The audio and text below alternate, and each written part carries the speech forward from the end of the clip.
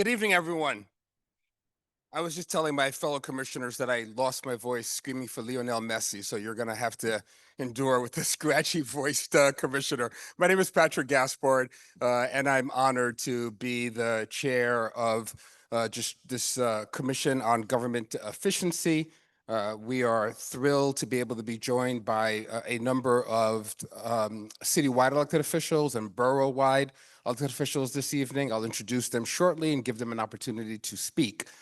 We are here because we are all determined to help create the 21st century government that New Yorkers deserve and need, a government of the possible, one that makes it so much more possible to reform and innovate, one that makes it a good deal more accessible for all New Yorkers to be able to participate in a city that is livable, that's durable, that is less expensive than it currently is, and one where it's possible to have more childcare slots, more affordable housing built, and to be able to make groceries accessible and affordable for all. So we're doing all of that work, and we're doing it under the guise of this Charter Revision Commission, and we are determined to make a set of recommendations to the mayor and the city administration that will then, in turn, we hope and expect, be converted into a set of referendum that will appear on the ballot this November for all New Yorkers to decide upon. We have gone through a rigorous process of a number of public hearings in every single one of the boroughs. We've received testimony at this point from nearly 300 New Yorkers. And we've had audiences, including this one, that are easily peak at about 1,000 participants at this point. We're excited that you are making the decision to take time out from your lives this evening to testify, to hear from your neighbors, to give us your very best ideas, to share your grievances and concerns, but also to help us maintain a gaze on the possible by giving us your very best solutions to some of the thorniest issues that we're all have been contending with for some time. I know that I speak for my fellow commissioners when I say that this is an independent, nonpartisan commission that intends to hear the very best ideas that are available to us, irrespective of what the source of those ideas are. We are hearing the testimony, absorbing it, and recording it without any favor. And I know that sometimes in life and in public policy making, the very best ideas come from people who you may not have always agreed with on public policy. So we're excited to hear from everybody. Joining me in this task are 14 other commissioners, extraordinary New Yorkers who have given of their time over these last many weeks. They are Vice Chair Emma Wolf, Secretary Susan Kang, Marco Carrion, Henry Garrido, Theodore Moore, Kapil Longani, Anna Oliveira, Dawn Pinnock, Carlina Rivera, Esther Rosario, Barika Williams, Kathy Wild. Attending virtually tonight are Commissioners Ruth Messenger and Mark Shore. Although this is intended as a top to bottom review of the entire city charter, the commission is looking in particular at the processes built into our charter that could be updated to deliver a more efficient government for New Yorkers with excellence. Today, we are focusing on streamlining permitting. New Yorkers move fast, but too often the services and programs they rely on take far more time than New Yorkers can afford to wait. Approval for a construction permit can remain tied up in red tape, keeping much needed construction of new housing mired in delays. The process of issuing permits to build in New York City is complex, crossing multiple agencies and offices. A government of excellence must deliver high-quality goods and services quickly. And a government that keeps pace with New Yorkers needs to help keep costs down, making our city, therefore, more affordable. That said, while we welcome the ability for New Yorkers to testify on all topics that touch on the New York City Charter, we are focused on streamlining permitting. And towards that end, the staff and I will work to front load those of you who intend to testify on that issue If that's not the issue that you're testifying on, we will hear you. We will hear you out, but just understand why we may be advantaging in the queue and in the order folks who have signed up in particular to testify on streamlining permitting. Tonight, we are privileged to have expert speakers to focus on our theme. I don't know how he's done this, but our outstanding commissioner of the Department of Buildings, Ahmed Tagani, is joining us. And we all, I think, appreciate what he's been doing the last few days in Midtown Manhattan to keep everybody safe. We're also joined by Seth Bynum, Senior Advisor for the Deputy Mayor for Housing and Planning. Those experts will have 5 minutes each to testify, followed by questions from the commission. For members of the public who would like to be heard, those of us who are either joining in person or virtually, you will be given 3 minutes to testify. There's a clock that you can all see that will keep you at 3 minutes. And if you're not watching the clock, don't worry, I am. So we'll keep it to 3 minutes, and then you'll have an opportunity to engage directly with the questions of our commissioners. We hope to be able to hear from everyone who wishes to testify, but this hearing tonight will conclude on time at 8 p.m. So if we're close to that hour mark and you haven't had a chance, you can submit your testimony in writing online on our website, or you can choose to attend the last public hearing that we'll have, and I'll give you some details on that by the end of this dialogue that we're having tonight. So actually, I should share the website now so you can take it down just in case you don't have an opportunity to be heard and you want to testify. It is nyc.gov/COGE. I know that we're all going to work together to get through everybody's testimony, but just in case, the website is nyc.gov/COGE. Before we proceed further with the formal parts of this hearing, I'd like to ask my fellow commissioners for a motion to approve the minutes from our June 30th Brooklyn hearing and our July 1st Bronx hearing. Is there a motion? Is there a second? Second. Is there a discussion? All those in favor say aye. Any opposed? Abstentions? Great. The minutes have been approved. Thank you so much. We're ready to hear from our expert witnesses, but before we do that, I'd like to invite our friends in elected office to join us to share their thoughts about this process and about the future of our city as it relates to charter revision. I would love to invite testimony from Comptroller Mark Levine and Public Advocate Jumani Williams.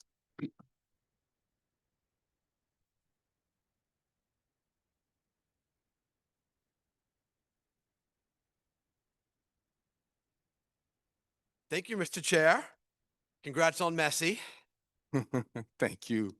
And thanks to the members of the commission for stepping up and serving and for allowing me to testify this afternoon. Last month, I submitted testimony regarding adopting clear rules for the city's Revenue Stabilization Fund, commonly known as the Rainy Day Fund. And I was excited to see the topic included in the commission's preliminary report. And in particular, I'm grateful that this board appreciates the need for ensuring there are clear targets and clear deposit rules. Comptroller, I know that we've known each other for a long time. I've never had to ask you to speak up. However, we do have many friends online who will not be able to hear you unless you move the microphone closer. Thank you, Mr. Chair. Oh, no, that's much better. That's much better. Would you like me to start again, or are we good to? Okay, excellent. Today, I want to focus on some of the details of this proposal and further explain how this commission can preserve the budgetary flexibility the city requires while simultaneously putting in place the basic guardrails needed to make the fund work. First and foremost, I want to be clear that we are not proposing that rigid formulas or narrow economic triggers be written into the charter. Instead, the charter should set a target for the balance, require formula-based deposits, and define the framework for withdrawals.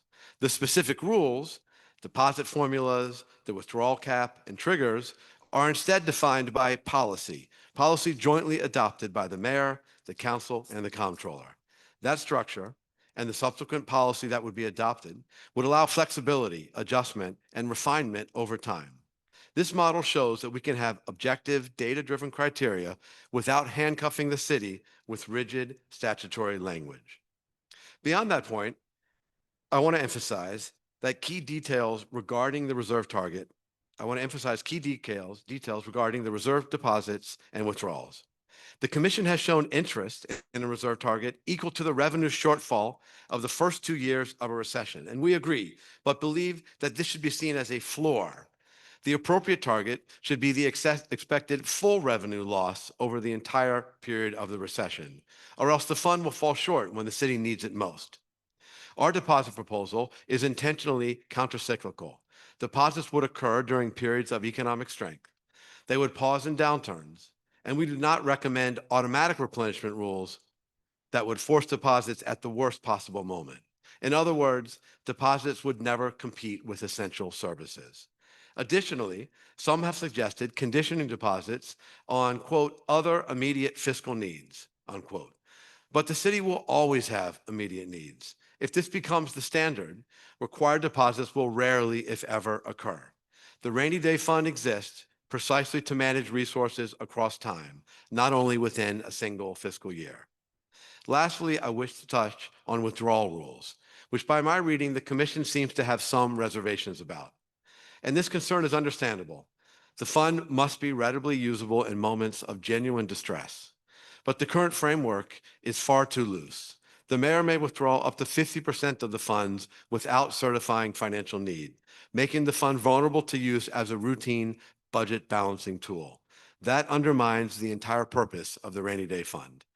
Withdrawal should be allowed during recessions and major emergencies, events like 9/11, the 2008 recession, or the COVID-19 pandemic. Events that are time limited and have significant fiscal impact. Clear policy-based withdrawal rules would protect the fund from misuse while ensuring it remains fully available when the city needs it most. Some have argued that because New York has built reserves in recent years, formal rules are unnecessary. But history shows the opposite. The Rainy Day Fund has received only one deposit since its creation, despite extraordinary revenue growth over that time. Without rules, political pressures make saving during good times extremely difficult. Rules do not limit flexibility, they protect it. By adopting a professionally designed policy framework, we can balance flexibility with discipline. And by embedding the core requirements in the charter, we ensure the rainy day fund is resilient, accountable, and adaptable. This is how we protect New Yorkers, not just in the next downturn, but for the long term. Thank you, and I'm happy to answer any questions. Thank you so much, Comptroller. Would you mind terribly if we By all means, please.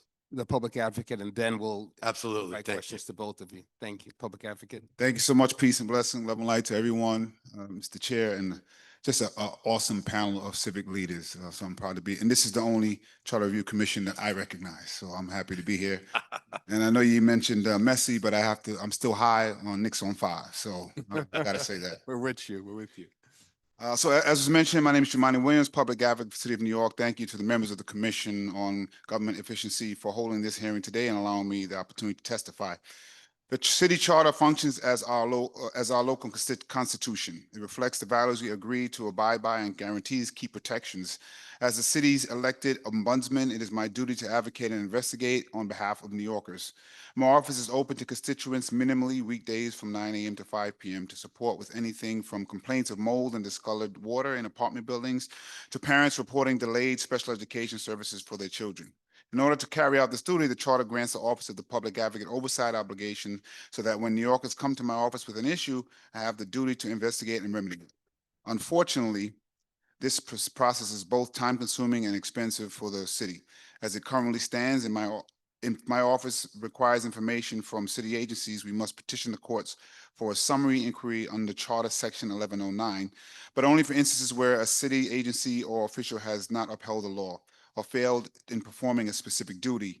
In the spirit of government efficiency, my recommendation today is simple. The charter language should explicitly grant subpoena power to the Office of the Public Advocate in order to streamline our charter mandated duties. Without this power, the 1109 process is both expensive and time-consuming. It requires filing a lawsuit, which allows the agency in question to argue in court as to why it shouldn't grant the inquiry. With appeals, this process can take months, even years, and cost the city time and money in adjudication and prevent the very oversight this office was created for. Subpoena power would require my office to go to court. Subpoena power would not require my office to go to court in the first place. It would save the city money and conserve valuable resources and information that, per the charter, should already be shared if requested. This position is supported by several court opinions, which set the precedent and rationale for enshrining the right to sue for information within the charter language. Transparency to the city's ombudsman should be assumed as default. Further interpretation of 1109 and the grounds for a summary inquiry petition has been consistently narrowed by court opinions. It applies strictly to incidents that fulfill the legal dictionary definitions of violation and neglect of duty. This does not permit inquiries into administrative inefficiency, deficiency, or mismanagement, which are all critical components of the cases New Yorkers bring to my office. Examples of judicial narrowing clearly show that the Public Advocate's Office will be remiss in its charter-mandated duties if limited to 1109 summaries, inquiries. In line with this commission's mission, subpoena power would allow the Public Advocate's Office to fulfill its duties and more efficiently on behalf of New Yorkers. And tangentially, last year, the governor acknowledged that in the current climate of corruption and the appearance of corruption, citywide elected officials in New York City should have the ability to hire independent counsel and have standing to sue, which is a similar request that we have. Moving on from subpoena power, but in the same vein of improving oversight functions, I want to echo the Department of Investigation's request to add commissioner removal protections to the charter, which would allow the removal of the DOI commissioner only for cause and would require the opportunity for a public hearing. These protections are consistent with the Board of Corrections commissioners and civil servants commissioners. I see this protection as a means of increasing transparency and reducing the risk of improper removals. As last year's City Council Charter Review Commission, my testimony addressed the ways the charter can support external and independent review of our law enforcement bodies, including proposals to tie the New York City Board of Corrections minimum budget to 1% of the expense budget of the Department of Corrections, and changing the BOC's appointment structure, allowing for more independence between agencies and removing the impression of undue political influence. I also support setting a minimum on the definition of a quorum at no less than 5 BOC members. This will guarantee a wider array of perspectives on vital decisions regarding jail operations. As mentioned in my testimony for the 2025 Commission, I would like to request independent funding for the Commission on Public Information and Communication, also known as COPIC, which many of you may not know about, as most of the city does not, which was created in 1989 to improve the public's access to city information, which includes publishing a data access directory. Due to budgetary constraints, COPIC has been unable to produce the annual data directory since 1993. And while the city's open data law now maintains much of the city's public information, not all information is subject to open data. With rapid advancements in technology use, having a body such as COPIC reviewing and recommending its proper usage is instrumental to the city's operations. I look forward to any questions, and I'm happy to pursue further conversations about these recommendations with the Commission. Thank you. Thank you so much, Public Advocate. Thank you both for the precision and ambition of your recommendations. I'm sure that there are a number of questions from our commissioners. I'd like to turn first to one of the commissioners who's on remotely, who I know is terribly pained not to be here in person in her community, Commissioner Ruth Messenger. Ruth, if you can hear, I'd love to take first questions from you. Thank you, Mr. Chair. Can you hear me? We can.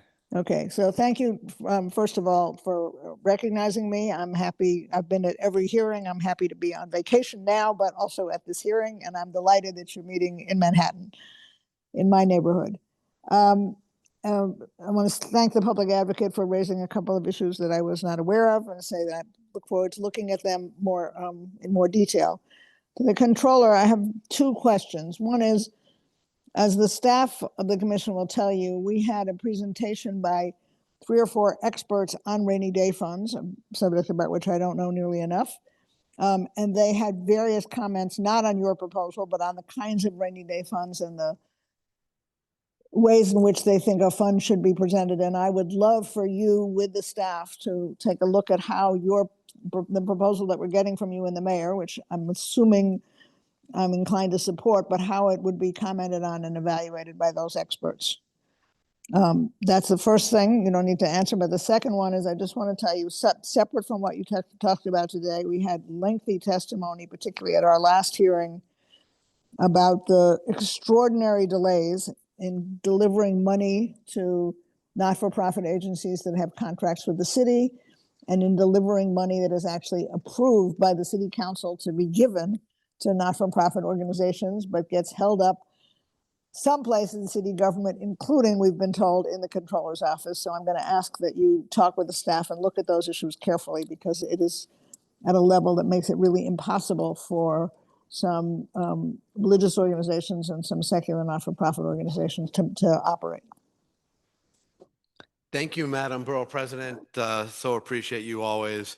I would love to see the kind of commentary that experts offered on rainy day funds. I can tell you that New York City is an outlier among our peers nationally in not having rules around our rainy day fund. And perhaps it's no coincidence that we also have far less in reserve relative to our budget compared to other cities. We rank 9th out of 10, only ahead of Chicago nationally. It's part of why I think we need a stronger set of rules in place. And on the late payments, this is a huge problem. It's not new. It's been building. It's really outrageous that we make nonprofits do work on behalf of the city and then we don't pay them. My office actually today released a dashboard, which for the first time makes it possible to track the delay to registration of contracts, which is obviously part of the delay. You can look at it by agency over time. You can check the trends. As for the comptroller's role, we are the only stage of the process that has an actual clock on it. And so the charter gives us 30 days to review and register contracts. And I'm very happy to say that our average turnaround time is 18 days, and we are trying to shave further time off that. But for the most part, the delays are at other stages of the process, and we're working closely with the administration and many advocates to try and fix that. Thank you very, very much. Thank One you. specific there was that on, which to look at, is that on the contracts, when the city council members add money to the budget for some large not-for-profit organizations, they are added as contracts, and the recommendation from MOC is that they might be added as grants, which would allow them to move more quickly, and I would urge you to engage with that as well. We will. Thank you. Thank you, Mr. Chairman. Thank you, Commissioner. Comptroller, want to tell you that every single hearing that we've had, there's been an avalanche of grievances around this point that Ruth just raised, and I'm heartened to know that your staff has developed a dashboard, and I hope that your staff will share that with the staff of this commission so that we can add it to the report in order to build momentum on a solution to this terrible, sinful approach that the city has taken to this matter. Absolutely. We will, Mr. Chair. Thank you. Know that Henry Garrido has a question, followed by Emma Wolf. Thank you, Mr. Chair. My question is around something you mentioned, Mr. Controller, regarding when does a rainy day fund get triggered? Do you mention 3 catastrophic events, almost catastrophic event regarding COVID, 9/11, and the financial control, but those are all completely unexpected. Yeah. Is there another way to look at it from the perspective of once the fund is created, if there's a trigger when there's a deficit, for instance, like we just saw during this budget process, a $12 billion deficit the mayor announced as a result of some of the actions or not actions that resulted in money not being registered. But with the creation of the fund, are there other triggers that are not necessarily catastrophic in nature? That is not a COVID or September 11 or something that could also trigger the potential withdrawal of that fund, in your view? Yeah, so I think we're recommending fairly general language for the charter that would list a recession or a temporary emergency. And then we'd need a policy hammered out that would get much more specific on what would define each of those 2 categories. Temporary emergency would obviously cover something like a pandemic. It could potentially cover something like a migrant crisis, where there was an unanticipated expense that the city bore. And how we would define temporary would also be up for debate. And you'd probably want to have some objective measure of the financial hit the city's taking in such a crisis. But I think that if you're talking about a situation where there's no obvious emergency, I don't think that's the time that you want to dig into the rainy day fund. And to be honest, we confronted that in the budget cycle in the last few months. And there was really a consensus ultimately across every part of city government.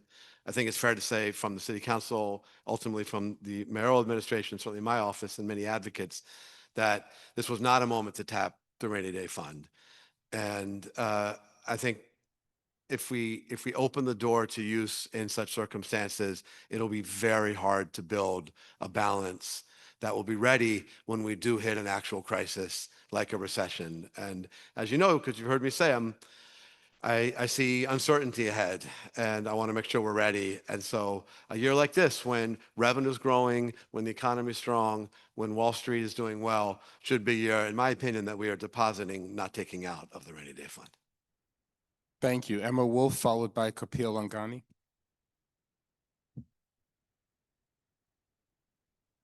Okay, thank you so much. This is just personal editorial comment. I did spend 4 years in the public advocate's office myself way back. I'm very sympathetic to the challenges of fulfilling the charge of the office with such a small staff. But you've been at it for a while, and you just talked about one part of your testimony, Mr. Public Advocate, was about requesting information from the city and getting more power to receive information on a timely basis. Can you tell a story or give an example of how you would, moving forward, use more power to either use the power to request more information, or challenges that you've encountered to date as public advocate, how that would have impacted New Yorkers? I think it would be helpful to sort of elucidate that in real life way. I think each administration has been a little different. The last one was probably the most challenging. We've often requested information from a number of agencies. Oh,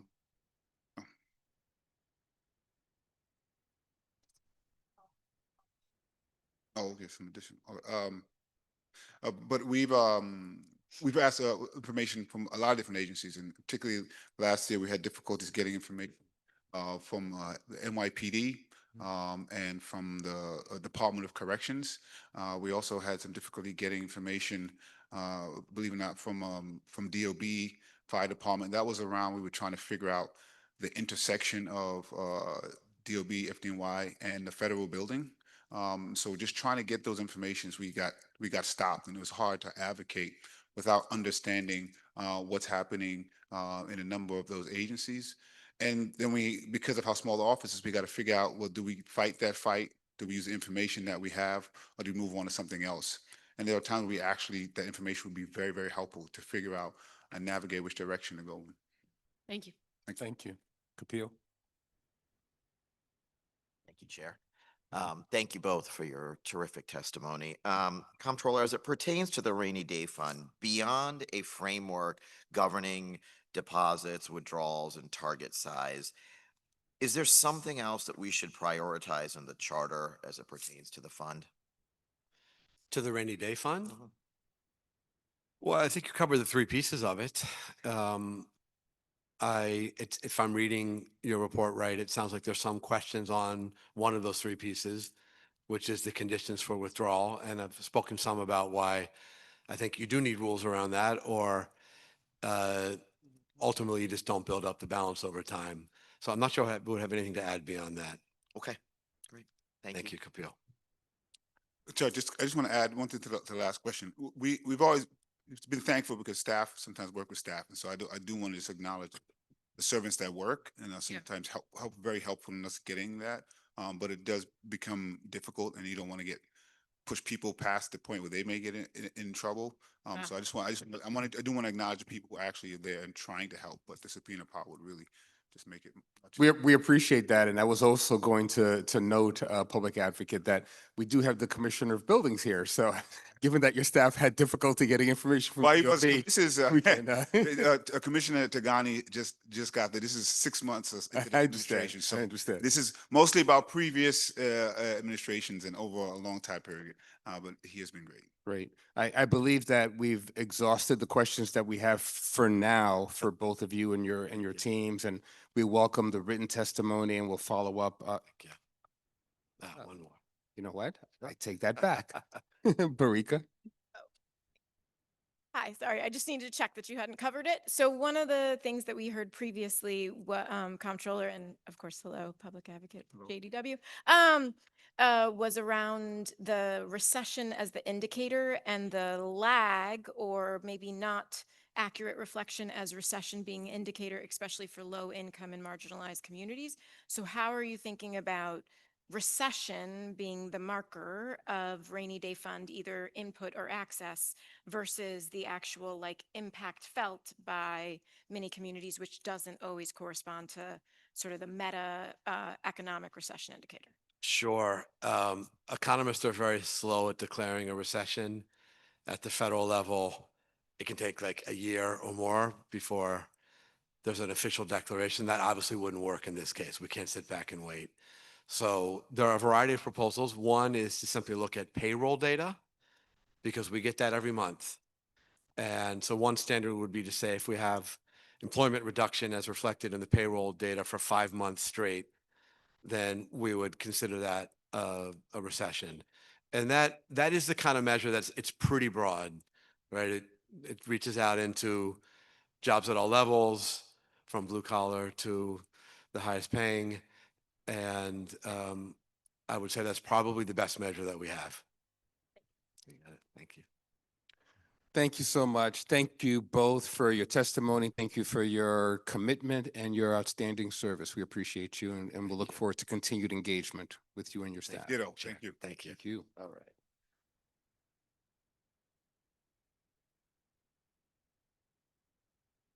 We'll hear we'll hear testimony from one more representative before we move on to our experts and then to the rest of the public hearing. Representing the Manhattan Borough President is the Deputy Borough President, Misha Smith.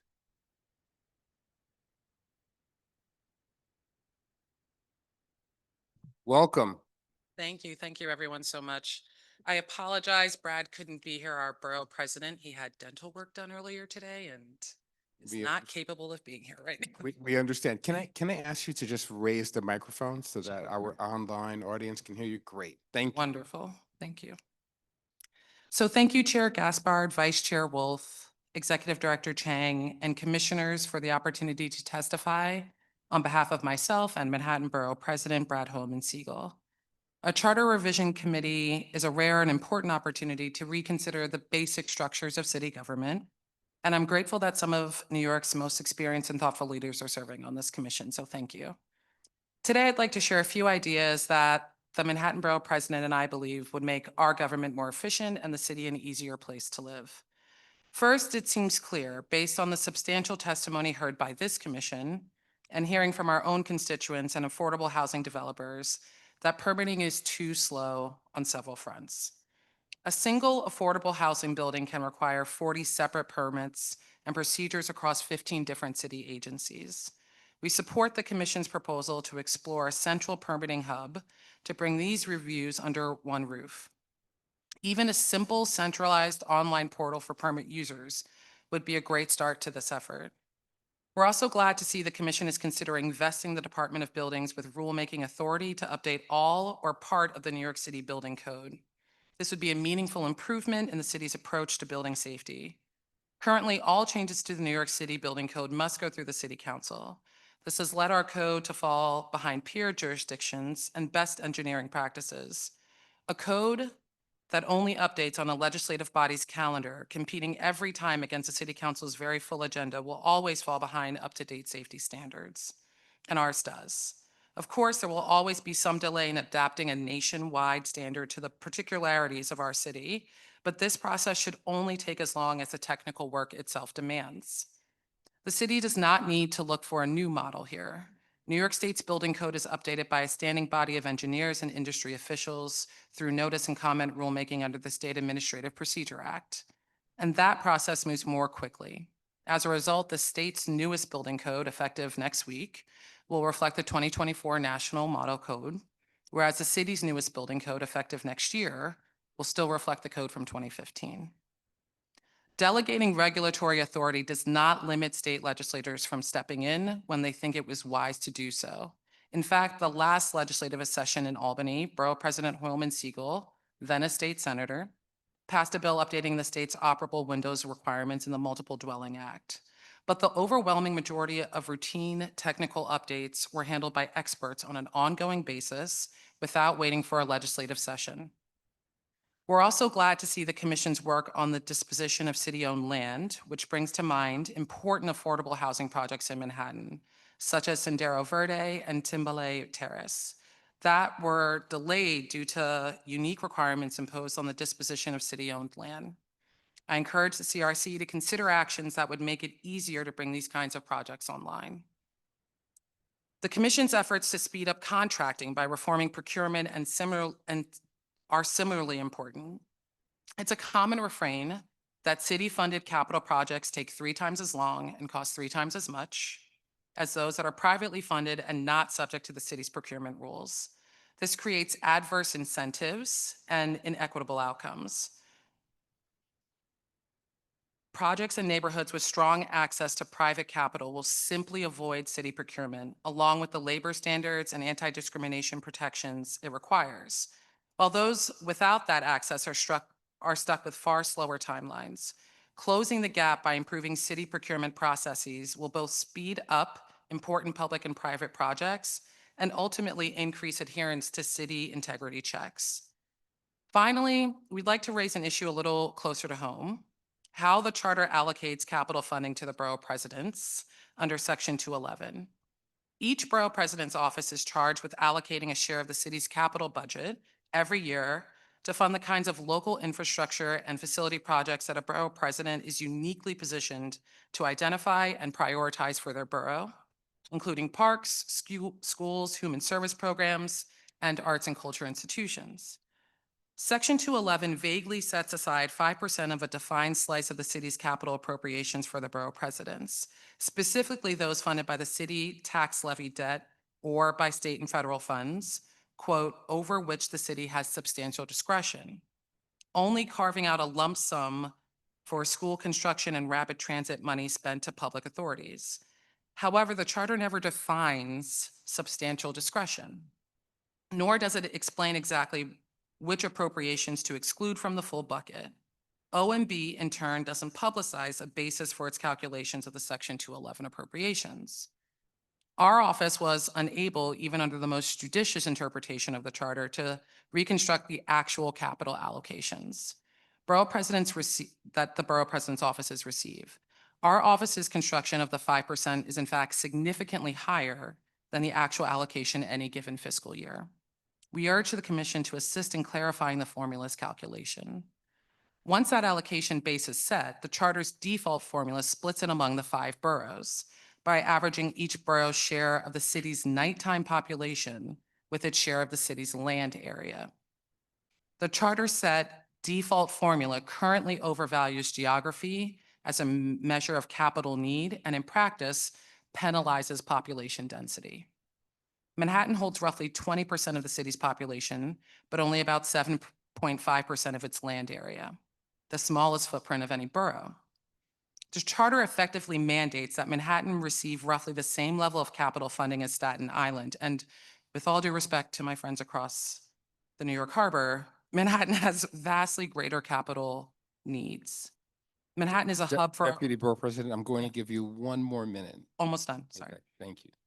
Manhattan has vastly greater needs. Manhattan is a hub for all of our city's residents to access healthcare, education, social services, transportation, and arts and culture, among other things. The charter fails to account for the fact that capital projects in Manhattan far outweigh its relatively small land area. The formula also only counts residential or nighttime population, ignoring the commuters, patients, students, and visitors who push Manhattan's daytime population past 3.9 million, and cultural institutions concentrated here. We urge the commission to review the formula and consider revising it with one built around actual capital need, accounting for daytime population and the concentration of citywide institutions, rather than an average of a headcount and square mileage. We appreciate the seriousness with which the commission has approached its work, and particularly its focus on making government more efficient. We look forward to continuing to work with the commission and its finalized recommendations. And I thank you again for the opportunity to testify. Thank you. Please forgive me for interrupting. It's Oh, just you're that fine. There's No, no, no. so much we're trying to get in. Questions for the Deputy Borough President?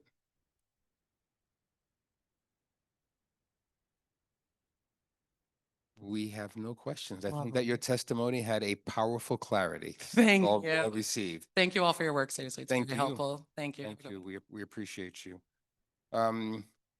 We're now going to, with that, we're going to turn to our panel of experts, and then we'll open up to public testimony. I'd like to welcome testimony from our outstanding Department of Buildings Commissioner Tigani. Commissioner, please.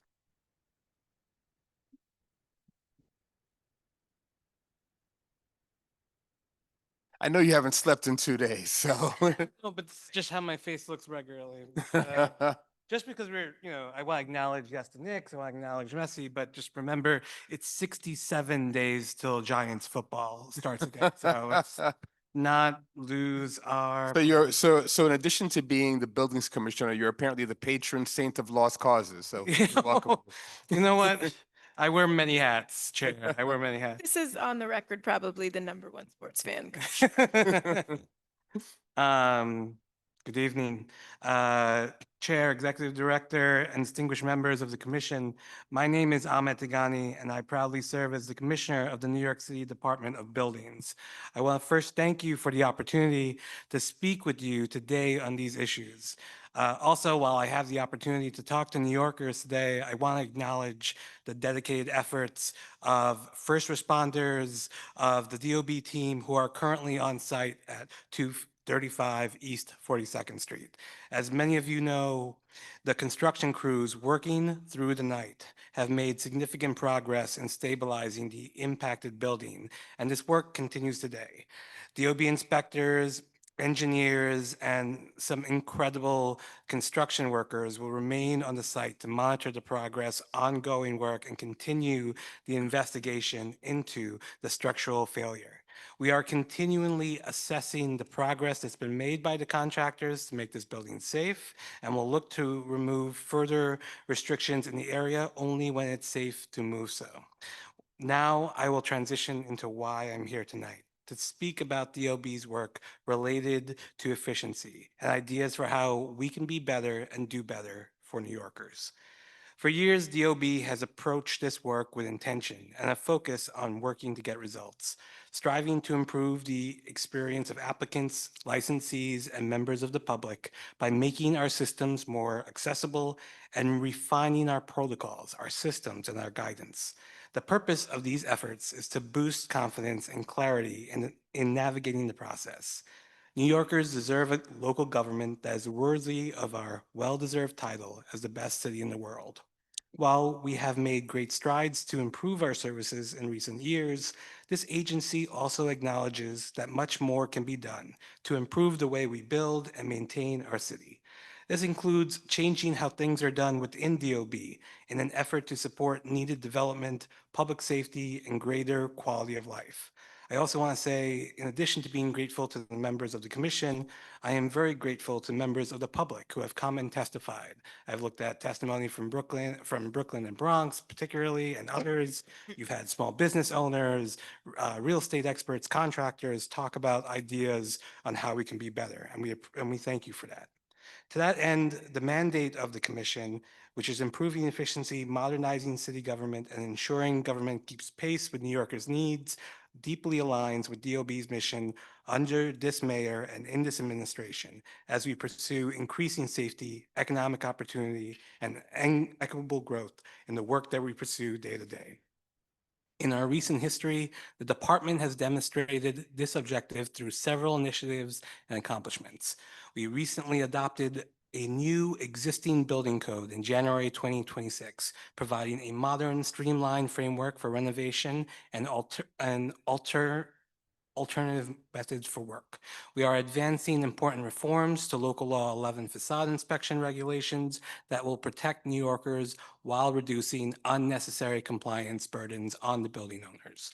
We are implementing new rules and educational materials to facilitate more building typology options, from office to residential conversions to easing the ways to build basement apartments. We are adopting reforms through the Speed Task Force, and as recently announced in the mayor's housing plan, block by block, we will soon lead an affordable and efficient code reform task force to identify areas of the construction code that can be reformed to encourage more and better housing development without compromising safety.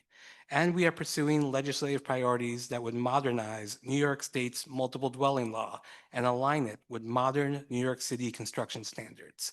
This is all while giving no ground in our responsibility to keep workers and the public safe, and in fact, seeing injuries on job sites decrease over 50% over the last 6 years. That said, any injury, any individual who cannot go home after working on a job site is an unacceptable number.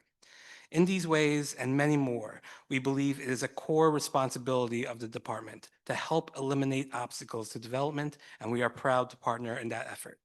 Today, in the same spirit, I want to share that the Commission's 3 charter reforms that would directly accelerate safe construction across New York City. Before I dig in, I want to note that I'm joined here by my colleague, Seth Bynum, from the Deputy Mayor's team, who will be giving a more detailed review of the Speed Task Force permitting recommendations and the work we are all undertaking together across agencies to improve permitting. But for now, I'll start with the DOB-specific charter proposals. After my colleague testifies, we are both happy to take any questions you have about the Speed Task Force or DOB's proposals. Thank you. And I should have introduced your colleague Seth Bynum, the Senior Advisor to the Deputy Mayor for Housing and Planning. Welcome, Seth. So I'll start with the waterfront construction permitting. So waterfront construction permitting is currently split between the Department of Small Business Services and the Department of Buildings. Responsibility for water-related reviews has evolved over many decades as new regulations, agencies, and policy priorities were added. While each agency's role serves a distinct purpose, the resulting framework often requires coordination between multiple agencies on construction-related matters. The current system is one in which many waterfront approvals involving construction engineering and building code issues are formally administered by SBS, though in practice, SBS and DOB frequently work in tandem to evaluate and support project review for waterfront permits, creating parallel review timelines. This creates a structural redundancy. DOB's engineers and inspectors do the substantive technical work, but the formal decision-making authority rests elsewhere, requiring coordination between agencies before approvals can be issued. We are in support of a charter amendment consolidating the waterfront permitting within DOB, subsequent to the implementation of a waterfront code, which is currently being developed. As the city pursues an ambitious waterfront resiliency and infrastructure agenda, this reform will create a more efficient review process for applicants and place technical decisions where the expertise actually sits. While DOB continues to make routine technical amendments to the construction code to improve evolving industry standards, these updates must still proceed through the local legislative process, which extends implementation timelines. The more structured and cyclical code revision process introduced in recent years was an important and forward-looking investment designed to support a rapidly evolving urban development environment. However, ongoing experience has demonstrated that even well-designed processes must adapt to the changing circumstances. As the needs of our communities and stakeholders continue to evolve, we must consider whether our current approach enables us to deliver the level of service and responsiveness they expect. In practice, the length of the current limited option for adoption of new regulations has constrained our ability to adopt emerging best practices at the speed required by the industry. The 2022 construction codes took 7.5 years to go through the legislative process. The electrical code update took 9 months, and neither timeline includes the years of technical work that preceded introduction. The result is that New York City consistently lags, as heard before, behind peer cities in adopting more modern standards, which includes safety enhancements.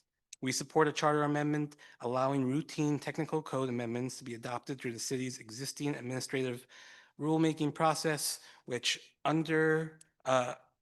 includes public notices, comment provisions, and is available for feedback. The council will also retain its authority to direct specific changes to the code.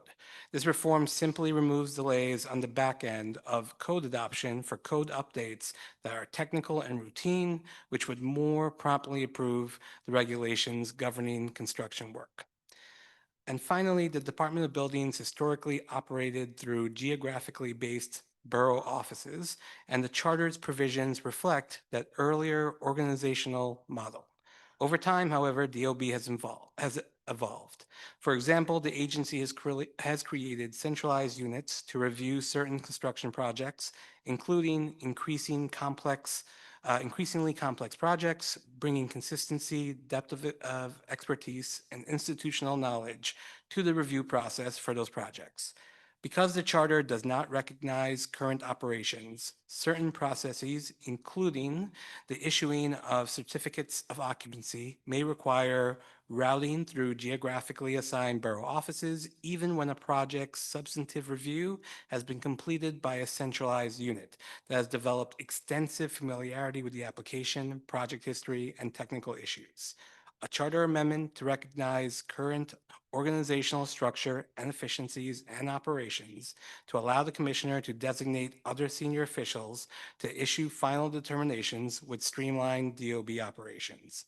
Fewer administrative steps would reduce unnecessary delays in delivery of housing, hospital seats, infrastructure, resiliency, economic development projects, while still ensuring that the department's experts are providing appropriate oversight and accountability.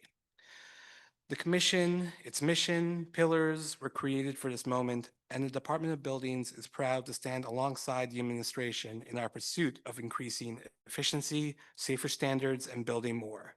Our proposed reforms to the charter will meet the moment and deliver on that mandate.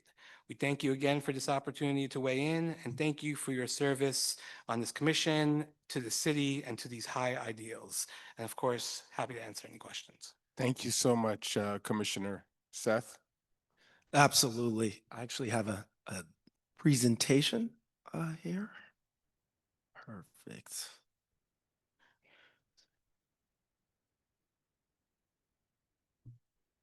Good evening, Commissioners. My name is Seth Bynum, and I'm Senior Advisor to the Deputy Mayor for Housing and Planning, Layla Bozorg. On January 1st, Mayor Mamdani signed Executive Order Number 5, establishing the Streamlining Procedures to Expedite Equitable Development Task Force, otherwise known as the SPEED Task Force. In my capacity as Senior Advisor, I work with my fellow City Hall colleagues to form, manage, and lead the SPEED Task Force. This task force consists of city government representatives from the housing and housing permitting agencies and mayor's offices, such as HPD, DCP, DOB, DEP, DOT, and MOEC, to just name a few. Next slide, please.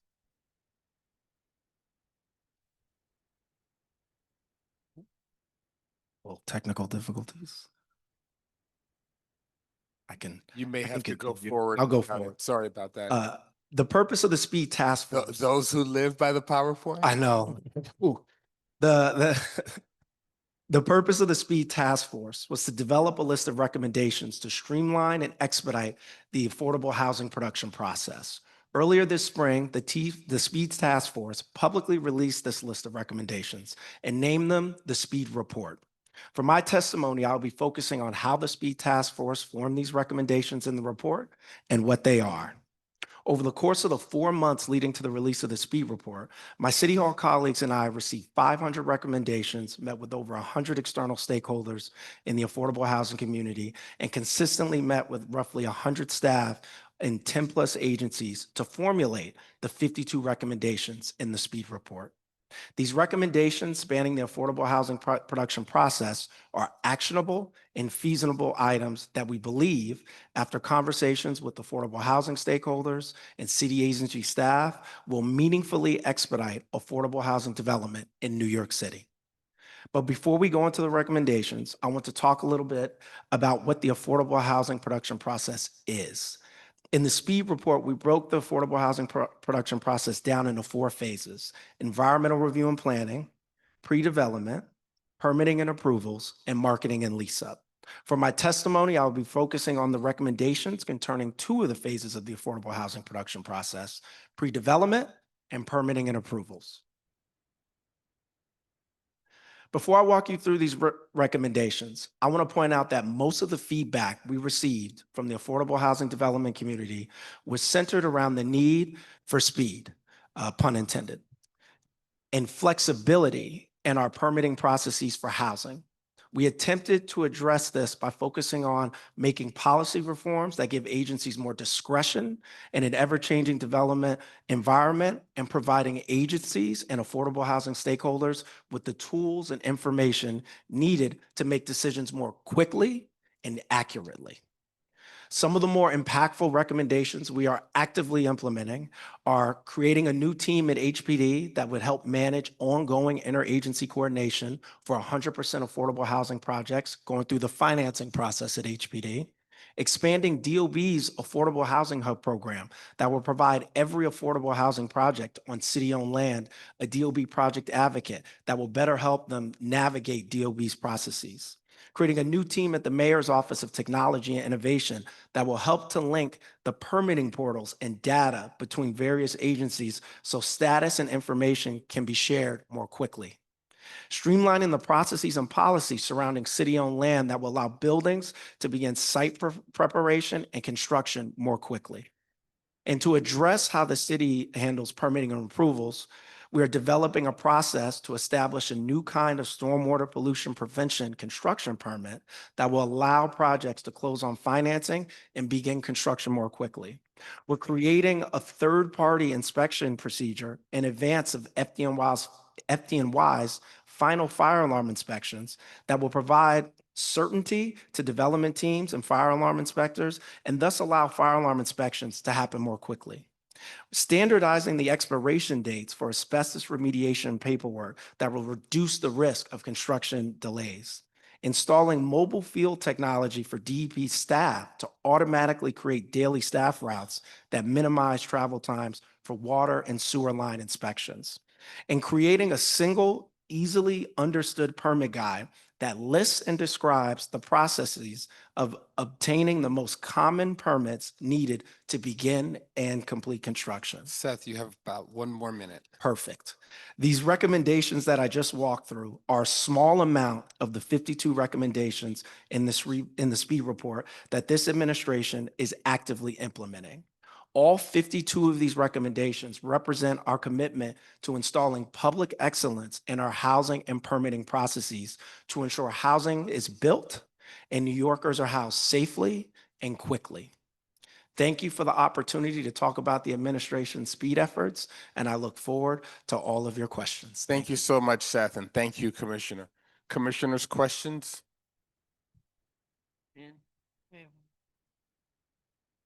Emma and Henry. Okay, this may be very easy. And it's not a gotcha or putting you on the spot, although I think you want to be put on the spot for this one. Yes.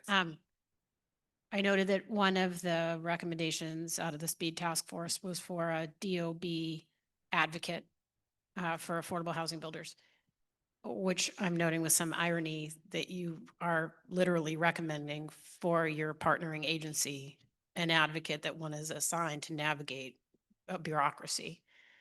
Are some of the reforms that you're talking about also going to reduce that maze that you apparently need an advocate to help you navigate?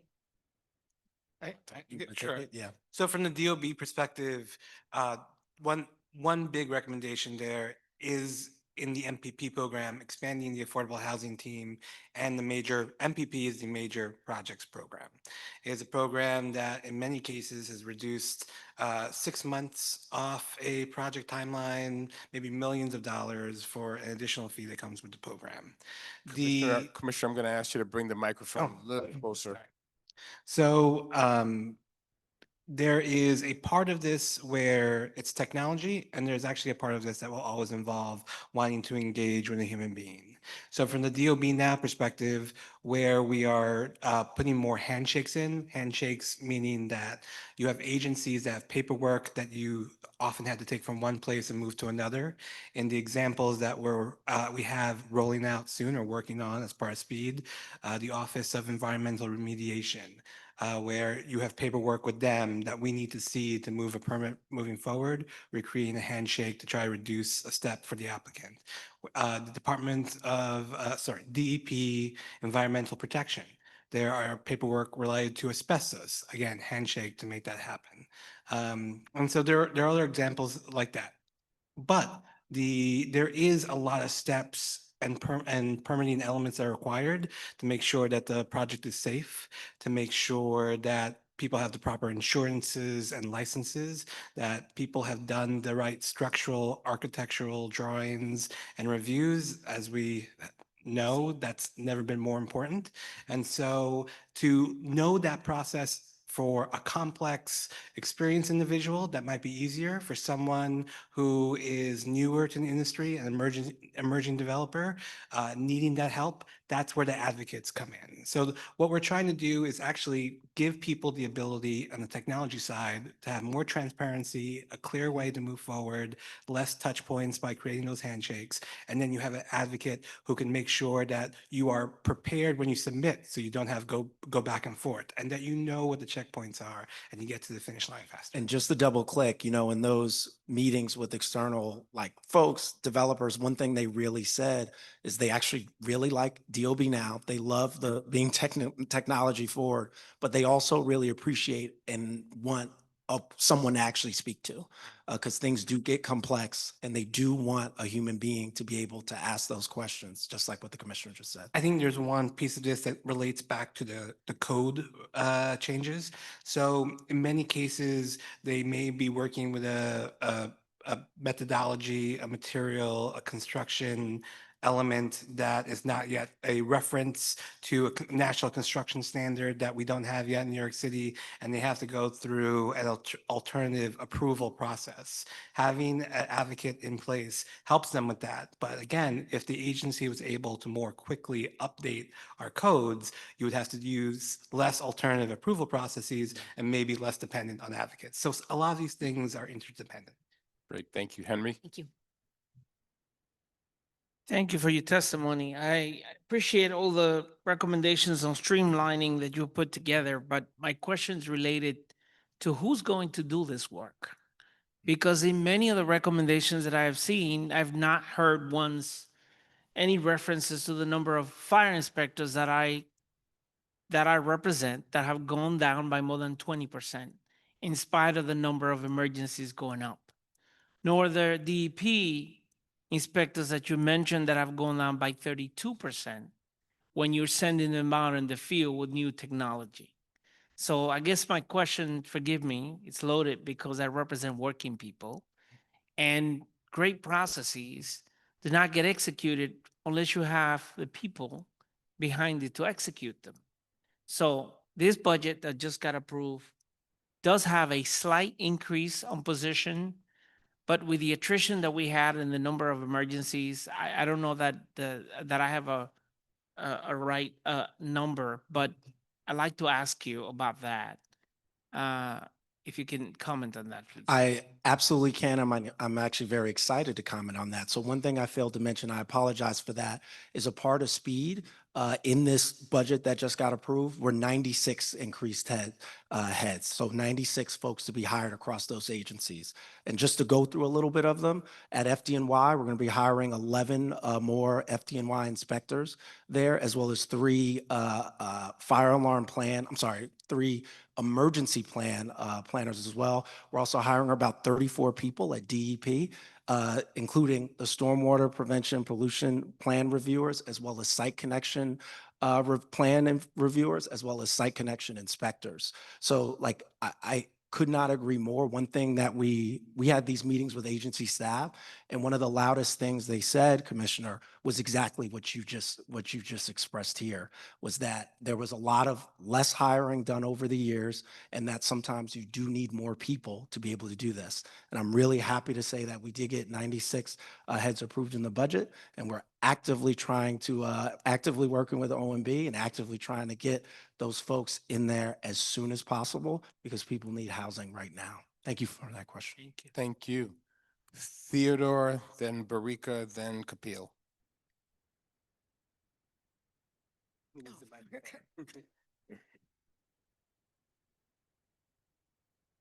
Good evening. I love a good backronym, so the constant use of speed and I'm full of them. it's good. It's good. Um, I wanted to ask a little bit if you can expand on the duplicative process in the environmental review processes. My concern is that as we try to, push the speed, where we're eliminating some of the safety concerns that people may have about these locations, and then be building really fast on toxic locations. Can you just go a little bit deeper into some of those duplicative processes that you're looking to eliminate, and just talk a little bit about how we really want to make sure that the environmental review process is still robust? I will. One thing that I did not mention was, one of the phases was environmental review and planning. So one of the things that we are doing, we are modernizing our environmental review and planning, as well as getting staffers and providing consultants to some of our environmental review agencies, such as DEP there. So I want to point that out. And then from a process standpoint, we kind of started looking at where the bottlenecks were, like which specific processes for permits and approvals there was a bottleneck, and we try to address them here. One of the biggest ones we heard was the stormwater pollution prevention plan, where I don't know if the commissioners are familiar with this document. It's like a 500-page document, and it's a fairly newish document and requirement. And I think there was, back to the hiring, I think there was a little bit of folks did not quite grasp how many folks would be that would apply to. And so DEP was actually like overwhelmed with quite a few of those plans to review. So that's one of the reasons why we are we're hiring folks at DEP. And we're also, one thing I failed to mention, DEP is also going to be updating their permitting systems front end to make it easier for folks to submit those plans, as well as back end to make it easier and for folks at DEP to review those plans as well. So that we tried to kind of look at it that way, like how can we wanted to give our agency capacity to do those reviews, because we had a lot of people, a lot of reviews assigned to one person. And so we felt like if we gave capacity and some better electronic tools, they can do a deeper dive into the review, as well as work with developers and builders to create better practices and ensure better practices. Thank you. Barika? No, I was just going to add, you'll see a lot in the language that there's so much time that can be saved, not by not having the forms or not requiring it, just getting the forms back and forth to the right people Yeah. faster. And so we want the information, we want to hold the standard high. And we know that right now, as long as we make that connectivity faster, we've already done a service to New Yorkers. So thank you both. I want to first just clarify, because we've talked a lot about speed. I also love the acronym, but to clarify for a lot of folks, the intent behind speed, not just being to move fast, but making sure we're still ensuring safety, affordability, getting units online, but not skipping things like public engagement or time for review hearings. So just naming that. Ahmed, a question for you on DOB being able to do building code changes and updates. How would you think about creating predictability and certainty for developers who may see changes to building codes in the process between environmental review all the way to marketing and lease up, let's say the end of construction. So how would we plan for the fact that DOB could change, roll out updates while a project is still in process? That's a great question. I think first and foremost, we still have to rely, I think welcomingly, the structure we have to look at our code changes. So we have a robust code committee process that we've had for nearly 20 years, where we have nearly 400 professionals over 14 committees go through a meticulous, detailed evaluation of standards, and we would still rely on that research, technical analysis to derive what the next steps are. And so it will still be a multi-year process, but the question is that versus a 7-year process is something that we're trying to reduce and shrink. I do believe that for the purposes of looking at what a pre-development timeline is, we would still be in a situation where people would have they would have lens into what we're doing because many members of the construction trades, the development world are actually part of our code committee process. And B, it would still be a multi-year process. So you would be able to take account of that work. Additionally, depending on where you are in the process, you may be subject to one code versus another. So I think it's navigable. I think we can control for those circumstances. They are part of the process and we'll see what's coming and be part of the discussion and may actually benefit from being able to meet a standard which will better improve the outcome of their project. Got it. And then Seth, sorry, Chair. Following up on Henry's question, appreciating the intent and budget lines for additional inspectors for DEP. I guess not to put Ahmed, you in a difficult spot, so you can just give us a time, but not weigh in or opine if you don't want to. From the time that we would, let's say the city would green light budget money, how long would it take you to actually hire and bring on a new inspector? So an actual inspector timeline is about 16 to 20 weeks plus specialty. We just graduated 78 individuals this last month, and we have 58 individuals sitting in seats today looking to graduate at the beginning of next year. So we're once we have a candidate, we're able to onboard them. The training is about 16 to 20 weeks. Maybe a specialty may require some more time, but it's half in the classroom, half on the job training. Kapil? Either. Thanks. Thank you both for your testimony. Commissioner, you're doing a great job. It's great to see you.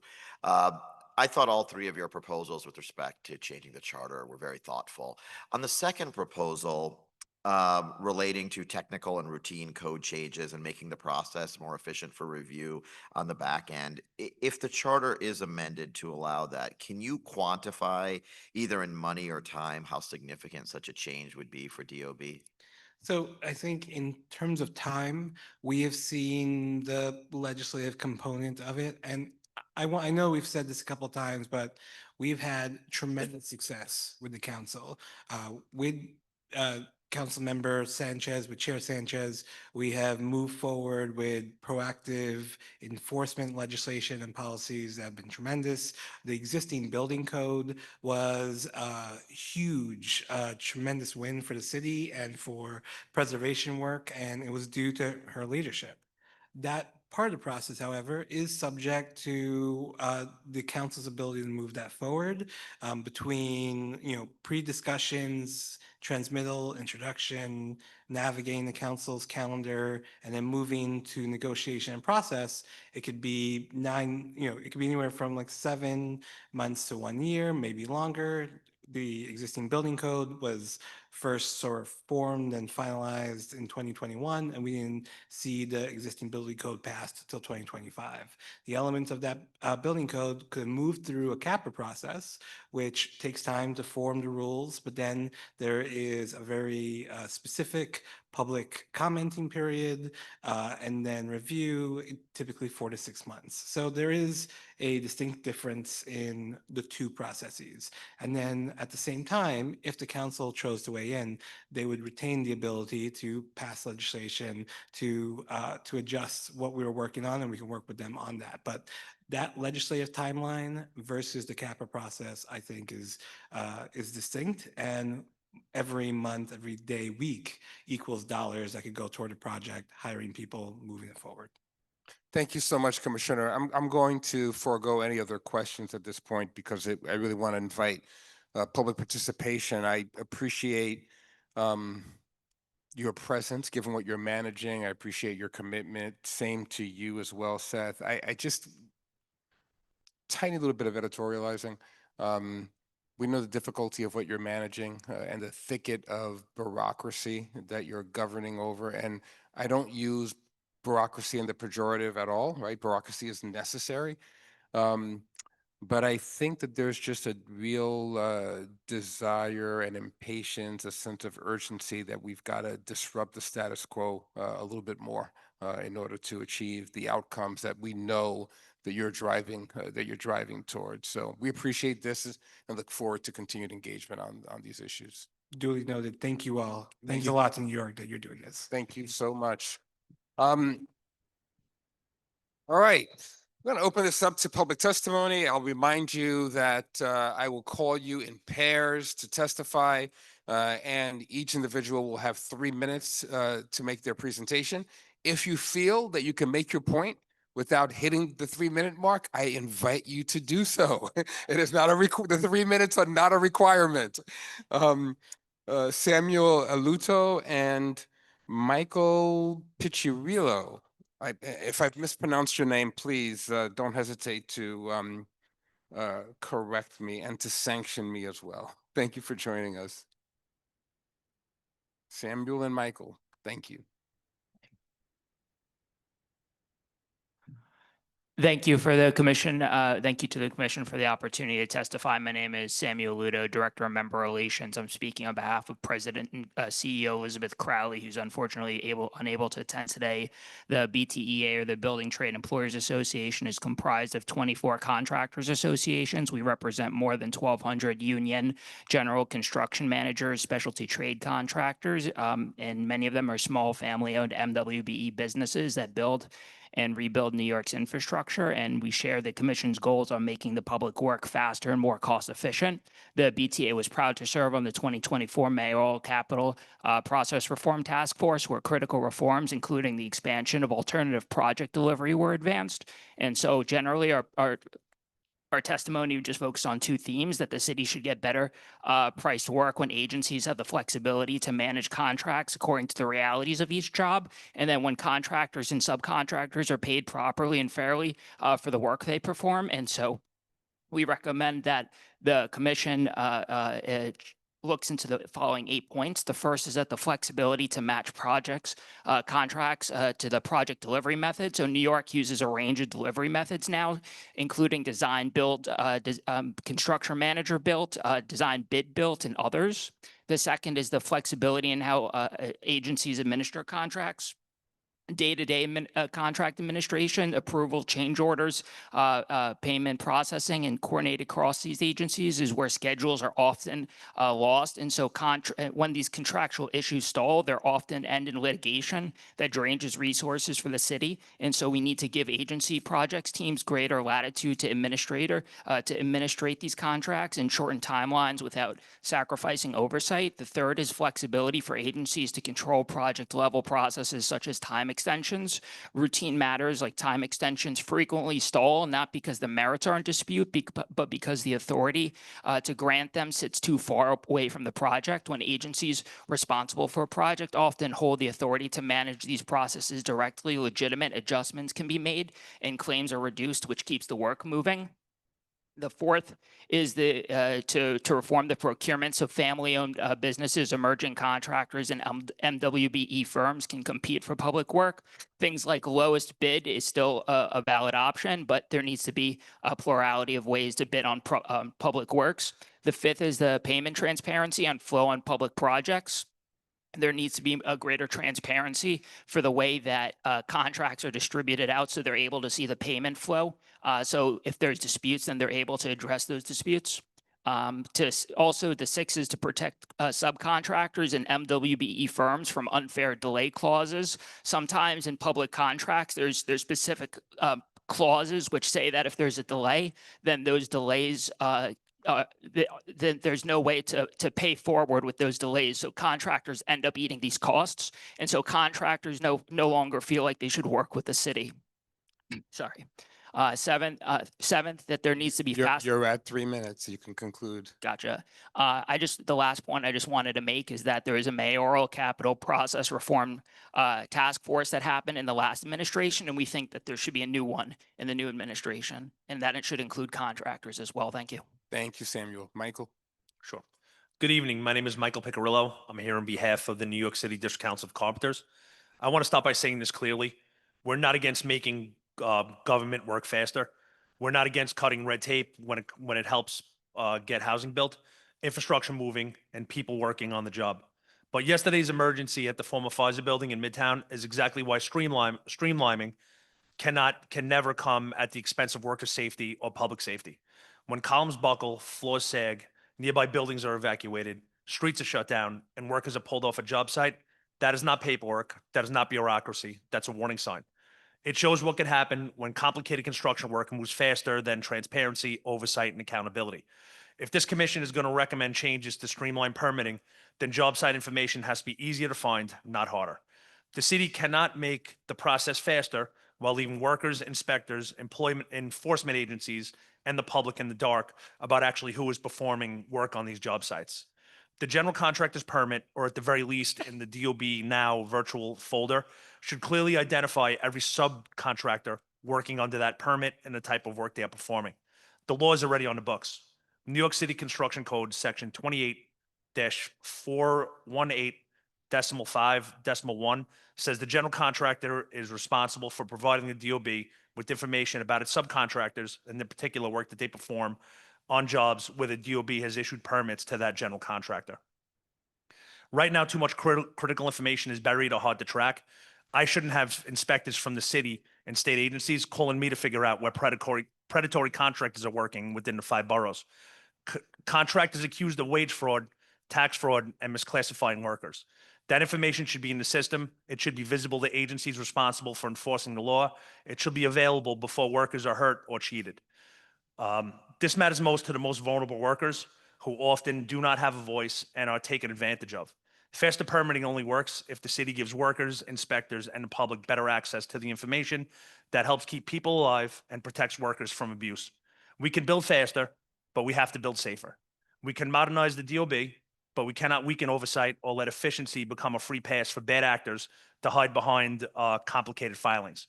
So my message is simple. Streamline the process, but strengthen transparency. Put subcontractor information directly on general contractor's permit, or at least in the DOB Now virtual folder. The city already has the legal authority to do so. Now it needs to use it in a way that protects workers, protects taxpayers, and protects the public. Thank you. Thank you so much, Michael. Great testimony. Questions for Samuel and Michael? Great. Thank you both for your testimony. Really, really well done. Niall Berry and Robert Alvaltroni.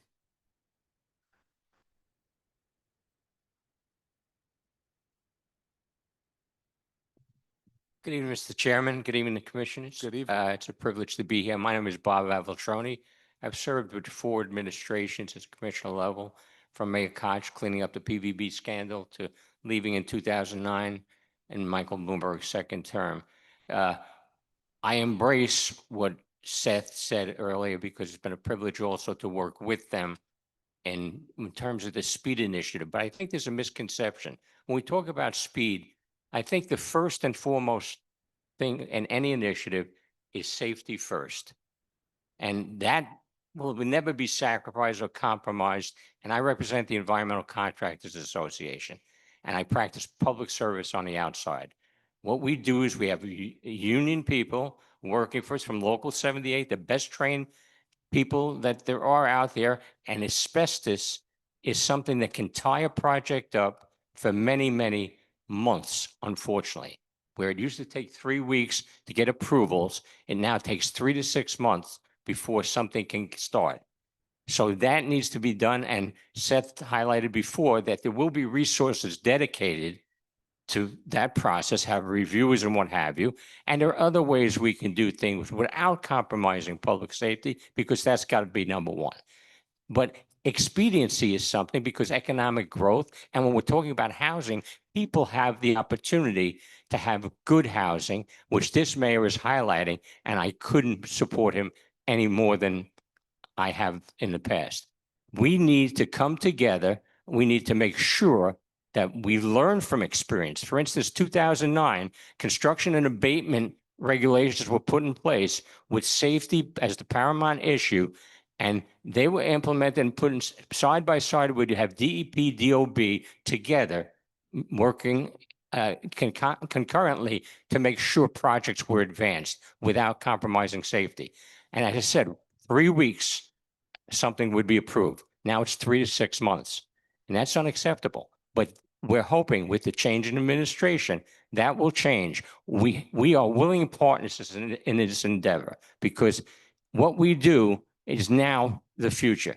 I sit here before you with respect, because this is seeing you all in this forum is very enlightening, and also very something I adhere to in my private life. Just one comment for Commissioner Shaw, if I may. Commissioner Shaw has a very great history, and he and I go back a long way. He was the keeper of the gate when he was budget director. I say, make sure where the resources are dedicated, that's exactly where they wind up, because that is the model to make a successful administration challenge into a reality and get the work done properly. Thank you so much. We appreciate these points. Questions for our former commissioner? Questions, comments? Thank you. Thank you. Thank you. Nice seeing you. I'm assuming that you're submitting your testimony with details and examples. We will be submitting it, and I've been working on the speed initiative, quite frankly, with the mayor's folks, including Seth, and obviously that's why I appreciate this commission. Yep. It's a breath of fresh air. Well, we're grateful for your continued service to the city. Niles apparently is not here. Tom Harris and Andrew Wine.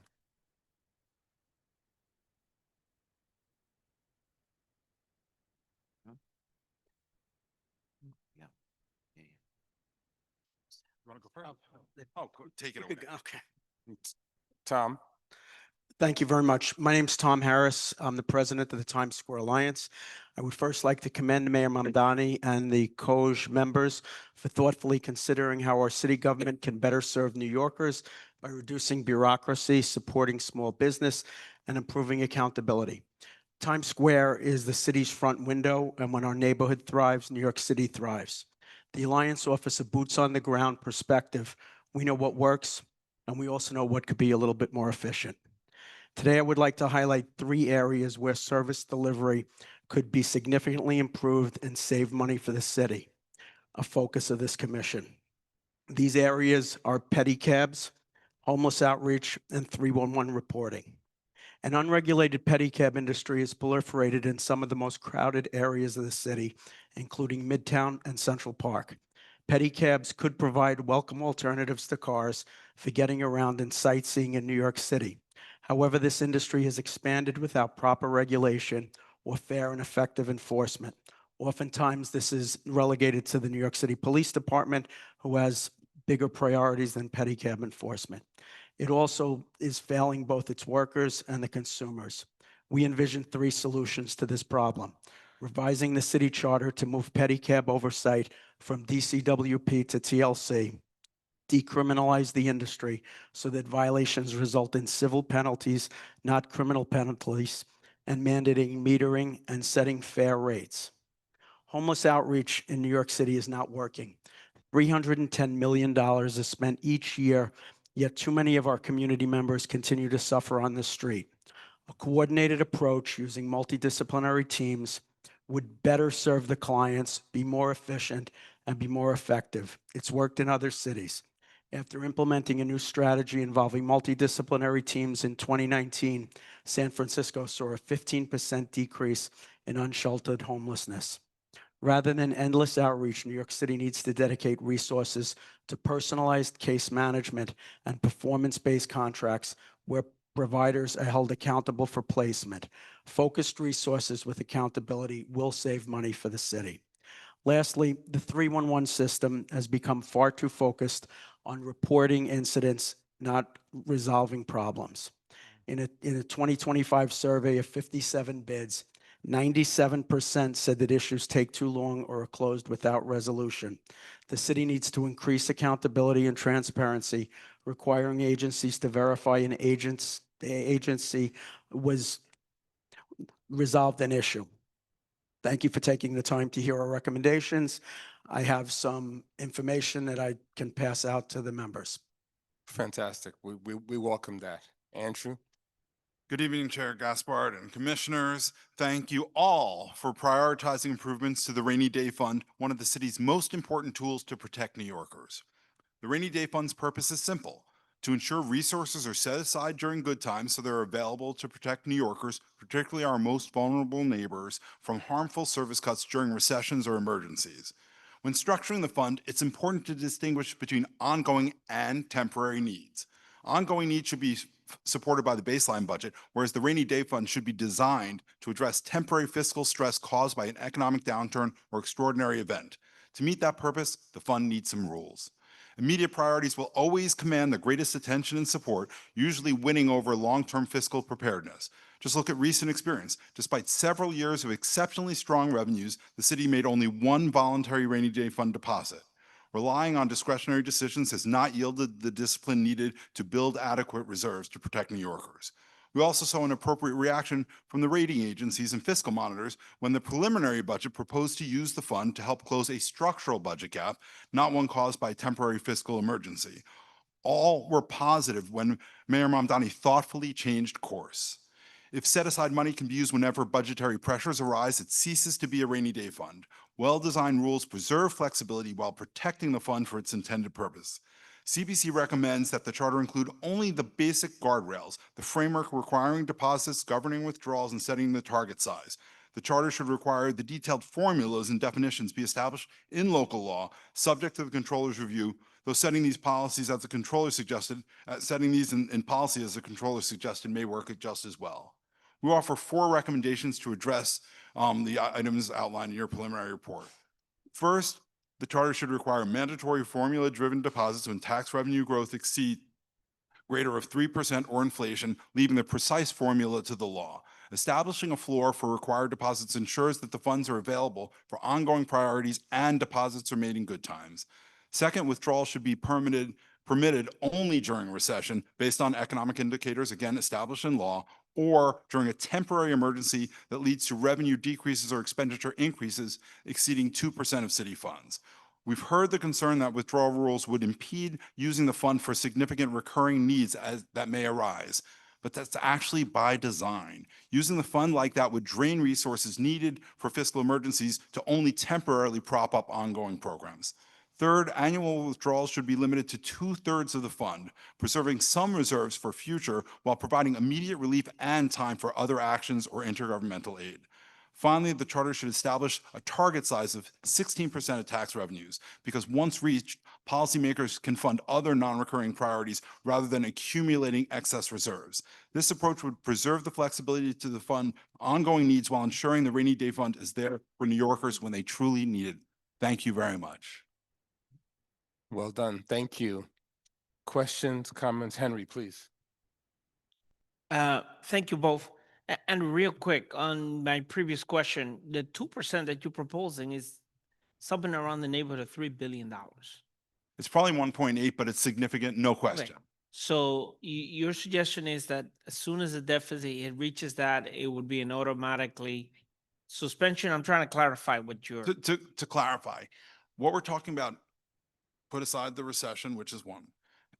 Going back to your question, Commissioner Williams, this would be a temporary emergency causing revenues to drop or expenditures to increase equal to 2% of city funds, which is about $1.8 billion. It should be both temporary and emergency, and not just a regular budget deficit, but emergency, and significant enough that it's not the normal day-to-day, you got to manage the budget, as former Director Shaw on the screen knows well. Some of the stuff you do day-to-day, it's the normal course of business. This should be for an emergency. But I guess my question is this, since we often, have to rely on the state to give us, right, the revenue, and that process takes place first. In your view, when would that trigger? Upon the negotiations with the council, after the budget with the state, or when the executive budget puts up, as an example? So two different things. In the charter, there should be a general explanation, a general description framework for that emergency. That specific triggers should be defined in either law or policy, and that should be negotiated between the mayor, the council with the controller, define it. Because your point is well taken. It can happen in the middle of the year. We need a way to say, this is what an emergency is, and a process to declare it and move forward to use the funds to help New Yorkers. Thank you. Thank you, Henry. Kathy? Tom, I just wanted to clarify, do you have any specific suggestion for how the charter should deal with the 311 mental health issue, which I think are linked, since most reporting of the homeless mental health situation comes through 311 and has limited effects, but I'm not sure how the charter would address it. So I was looking at this through the lens of focusing on saving the city money, which was one of the focuses of the commission. So I think that it would just be a more efficient government, especially with the homeless services. We see day in and day out people suffering. In Times Square, we have 9 service organizations with overlapping responsibilities, no clear-cut person responsible for each individual. And this is wasting money, and it's allowing New Yorkers to suffer unnecessarily on the street.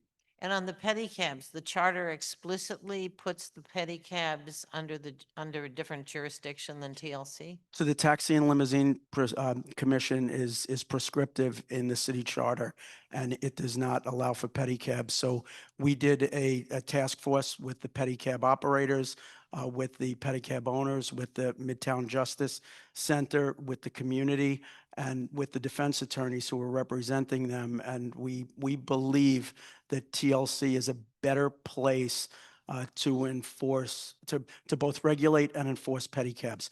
Right now, DCWP licenses them. The New York City Police Department does the enforcement.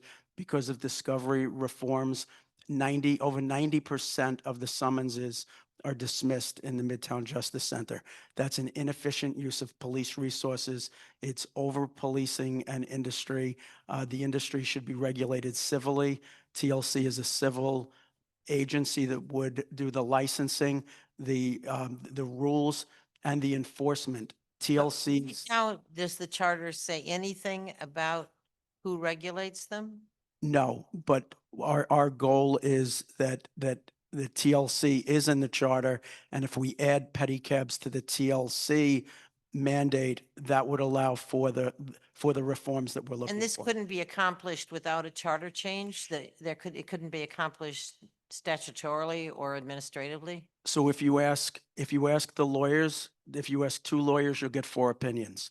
So what we found. What else is new? Yeah, so we have been told that this is a requirement, that TLC's mandate is in the city charter. Now, when I read the city charter, there's a number 9, which allows TLC to do innovations and different types of initiatives, which I think could fall under this, but they don't think so. So we are asking that there be a charter revision to include pedicabs. And if you think about it, it works.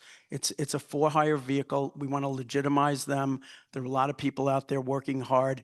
The drivers are being taken advantage of by the owners, who oftentimes lease them pedicabs that are uninsured, unregistered. It's not fair to the drivers. The drivers then take this out on the consumers, who oftentimes pay hundreds of dollars for a trip around the corner. This is something that everyone in the entire sphere, I mean, it's very rare that you have the industry, the community, the courts, the police, the DCWP, they all feel a TLC would be a better area for this, and it would free up the police for serious issues, not minor pedicab Thank you for infractions. your work on that. Yeah, I appreciate Kathy's question because it reminds all of us that there's an important distinction that needs to be determined between things that require a charter change and things that require a more liberal interpretation of agency authority. So we need to dig in on this. Really admire the detail and the conviction that you bring to this. We don't have time for this now, but I'm interested to understand why we think the TLC would be, it seems counterintuitive the TLC would want to incentivize this innovation. When you leave New York, you see like this service everywhere else, right? There's a kind of reverse exceptionalism in New York around how this is deployed. So I'm really keen on this and want to learn more, and appreciate that you've brought us additional material to back up your testimony. But Thank you. great insights. Thank you. Thank you both. Thank you for your service and Thank you. Bruce Baker, Katrina Long. Bruce and Katrina.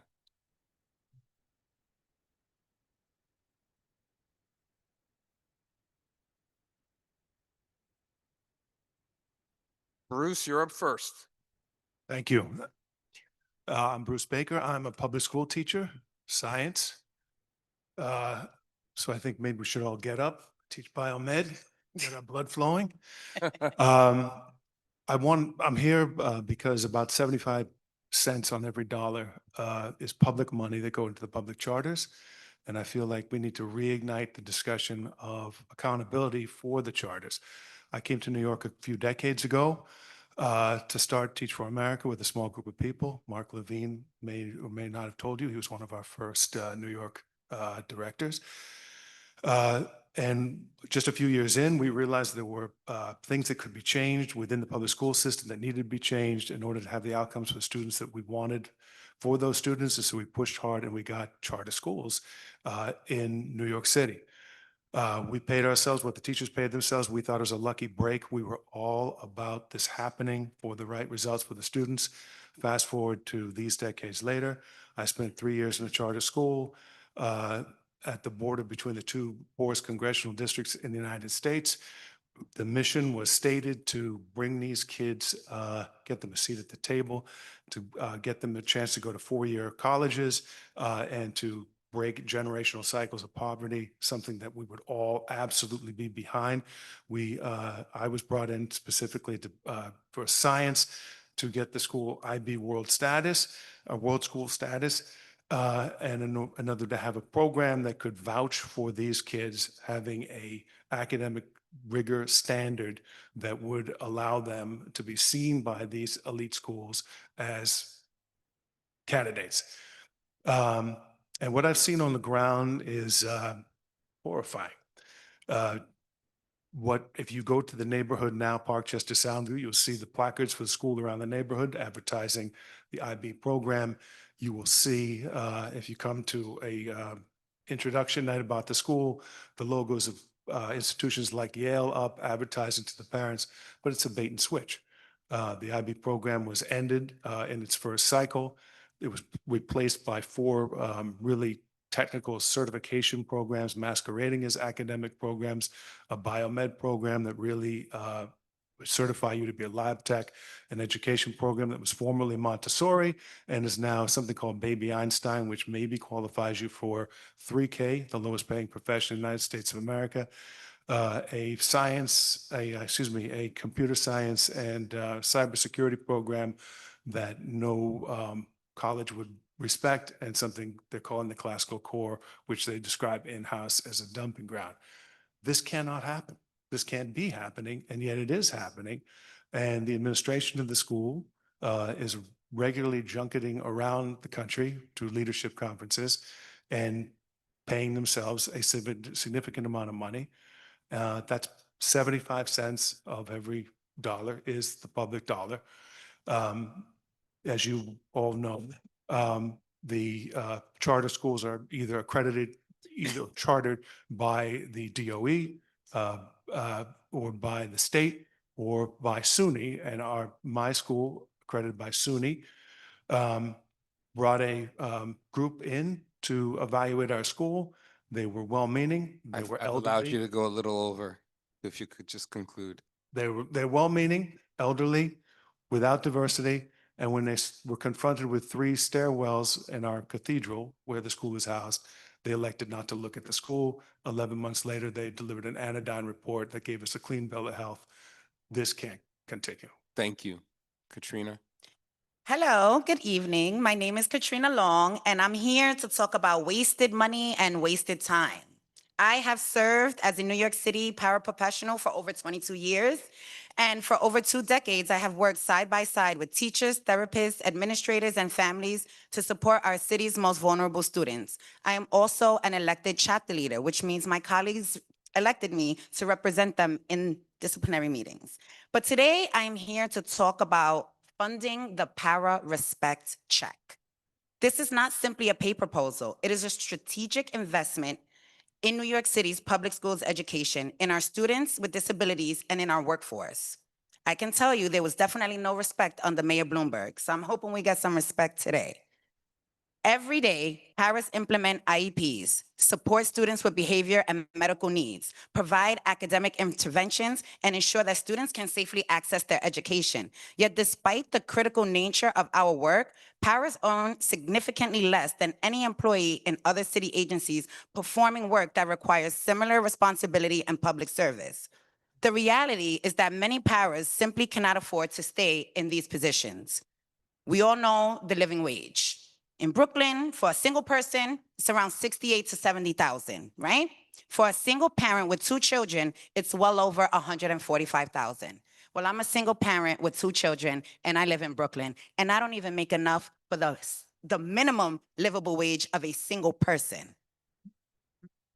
My daughter, in fact, booked the Marvelous Mrs. Maisel right here in this church. And her residual checks from the Marvelous Mrs. Maisel and Abbott Elementary equate to almost my salary every single year. That is, we should be ashamed. We should not have an 11-year-old, by the way, she's 11, an 11-year-old with no high school diploma, no college degree, getting a residual check, which is equivalent to her mother's salary. And that's where the budget conversation begins. This is the conversation. When schools cannot provide mandated special ed services, we go outside. The city then spends billions of dollars responding to Carter cases, 1.7 to 1.3 billion to be exact, which equates to about 101,000, 757,000 per student. If we want to talk about numbers and we want to talk about conserving them, it would only be about 22 million to cut the Para Respect check. That is actually a lot less than 1.7 billion. When schools cannot, I read that already. The Para Respect check addresses these problems. By helping recruit and retain paras, we strengthen the workforce. The Respect check isn't just an expense. It's a preventative maintenance for New York City's special education system. We can invest in paraprofessionals now or continue for paying more after students are denied their services. After more than 22 years of service, I can tell you that paras have never stopped showing up for New York City and for the children. And today, I am simply asking that the city shows up for us. Thank you. Thank you. Questions for our 2 witnesses? Any questions, comments? Thank you both for your work as educators, and we're going to look out for your daughter. So Thank you. She's here in the back, by the way, because she has a dance conservatory at Bernard College. All right, now, you. proud mom. Emily Jacoby and Dr. Camelia Tapelis.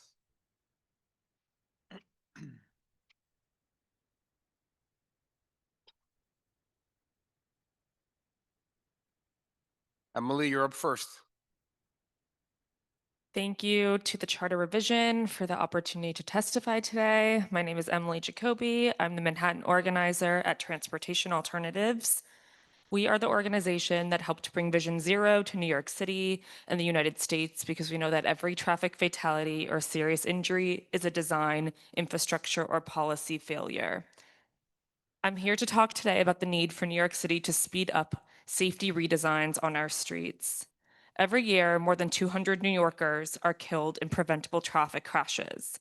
This is a public health crisis that demands urgency, but overly bureaucratic processes and red tape keep our streets dangerous, and these delays impact redesigns both large and small, from full corridor plans to the small intervention of retiming signals for pedestrian safety.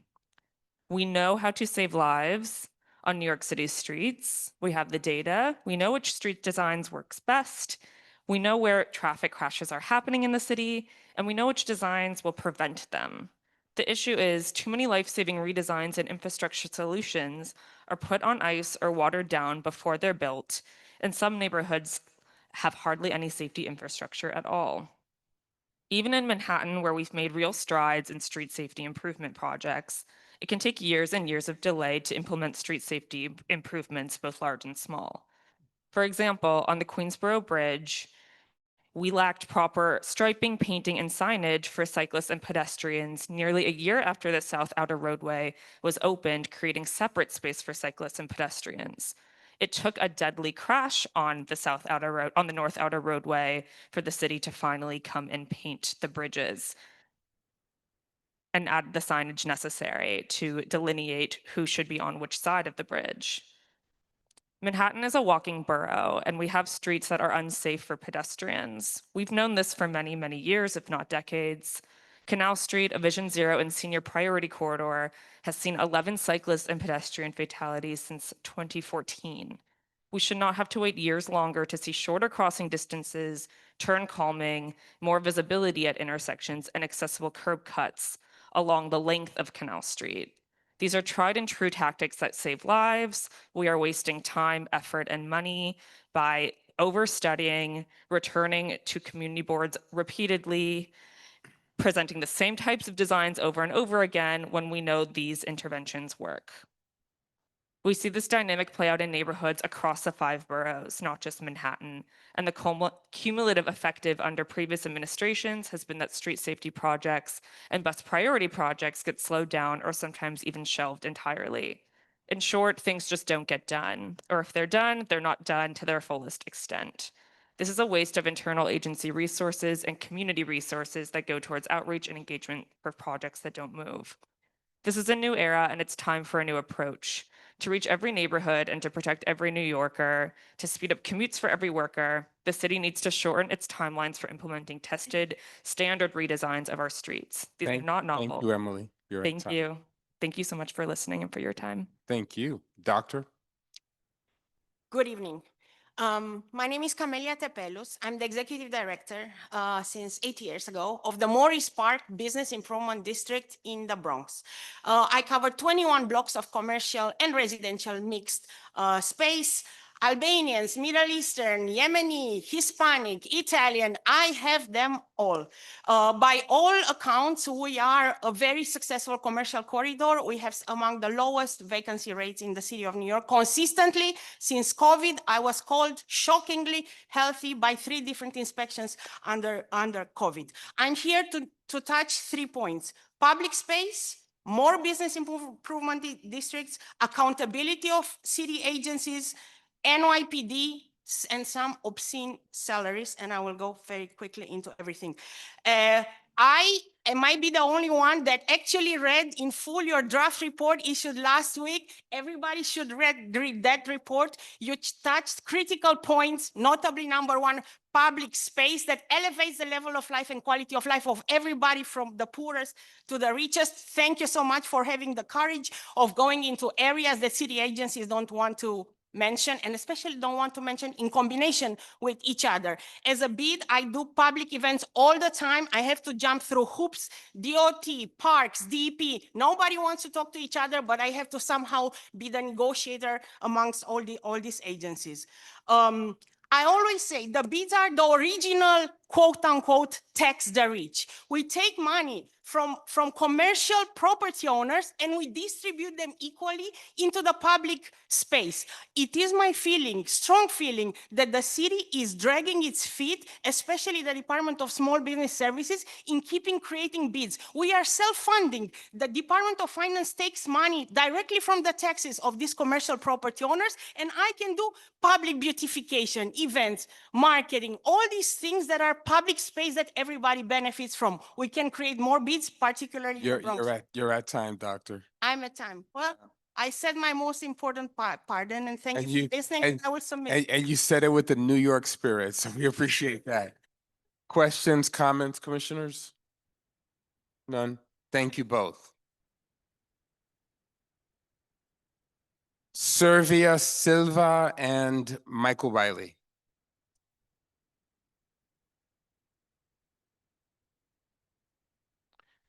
And doctor, thank you so much for reading our report. We appreciate that. Servia? Me first? Yes, please. So good evening and thank you all for giving me this opportunity to speak tonight. My name is Servia Silva and I have taught for over 30 years. I serve as a district representative for the United Federation of Teachers for over 20, and most recently the Union Manhattan Borough Representative with over 271 schools. Anytime you ask a New York educator, what is the matter? It doesn't matter the grade level, what school, what borough. Can you quickly rely to get the service materials for the needs of your classroom, your school, your district, or your borough? They will always answer no. Let me share 3 examples. If you ask a principal, a school community to decide, and they will write an after-school program, they will work for hours and submit tons of paperwork for the grant, and they will win the grant. Will they get the grant? Will they get the money? Will they be able to get the after-school program that they work so hard for? No.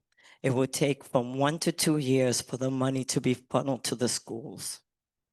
Right now, the city is expanding the 2K and 3K programs for families in need if they live in New York City and thrive in New York City. But our union, we have some 47 home child care providers who are collectively owe money that $500,000 for the service they provided in the last spring of 2024. They were supposed to be paid by the High Bridge Advisory Council of Family Services, but the network shut down without paying and providing the providers the money they owe. They shut their doors and ran. Until this day, the city has not figured out a way to make these educators whole. Thirdly, New York City Department of Education spends hundreds of billions of dollars on IT contracts. Yet, I could go into most any school in Manhattan and ask them, how long does it take for your students to get a broken laptop? Their answer would be 3 months, 6 months, or even more. We are a large system, and I understand that, what that means, but it infuriates me and it infuriates all my colleagues, the lack of urgency in which these problems are dealt with. And these are our children, these are our students. If I could light fire under any of these folks that make these decisions, I am telling you, every educator, every parent across the New York City will be extremely grateful. Thank you so much. Thank you so much. We share your sense of urgency. Thank you. Hi, my name is Michael Riley. I live in Harlem. I work right over here at the Interchurch Center on Riverside Drive, and I want to thank the commission for the opportunity to testify. Thank you also to our refreshing mayor for coordinating this and giving us the opportunity in the way that he and his office and the workers communicate this to us. I find everything he's doing to be very refreshing, and everyone who supports him, thank you. So I want to speak about something relatively minor compared to some of today's testimony, but it crosses over several agencies and departments of the city, and that's why I think it's important. And that is the lack of parking enforcement in this city. It has a cascading effect. I could take you to my neighborhood in Harlem where I can point to you many vehicles that have not moved in 3 years. I can also point you to many that maybe sit there. How many people know that a car is allowed to be parked for a maximum of 7 days without moving in this city? And so the reason why this is important is that it's not being enforced. In many cases, somebody will come and sit in the car and wave them off. The enforcement. It crosses over to the Department of Sanitation. It creates traffic backups. It causes vehicles to double park. It creates noise from honking. It has this cascading effect across multiple agencies that impacts our lives. Safety, pedestrian safety, vehicle and bicycle safety is impacted by this. Sometimes lack of movement of these vehicles. That again, it creates bottlenecks and congestion points all throughout our residential neighborhoods. And similarly, the lack of enforcement of placards that are being used illegally, fake, expired, massive, rampant violations of these types of for lack of a better word, crimes. I'm going off the top of the dome here to paraphrase the mayor. I don't have a script. I will, if the commission will allow me, present some written testimony later that's more Please. cohesive. Thank you.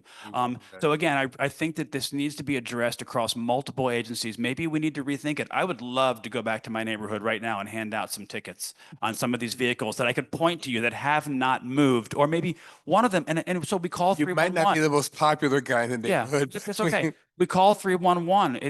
Maybe they send an officer to go investigate it, and I receive a notice back saying that they have taken no action.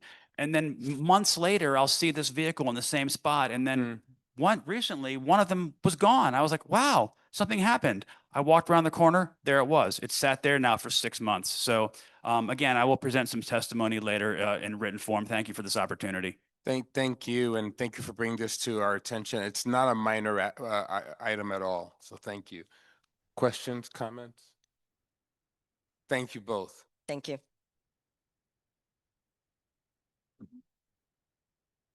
Going to take two more in-person witnesses, and then I want to invite some of our friends and neighbors on Zoom to join us. Jesse Fields and Michelle Knapp. And don't worry, I'll come back to those of you who are in the room as well. Gonna go back and forth. Jesse Fields, Michelle Knapp. Jesse, please. Thank you. Thank you. Okay.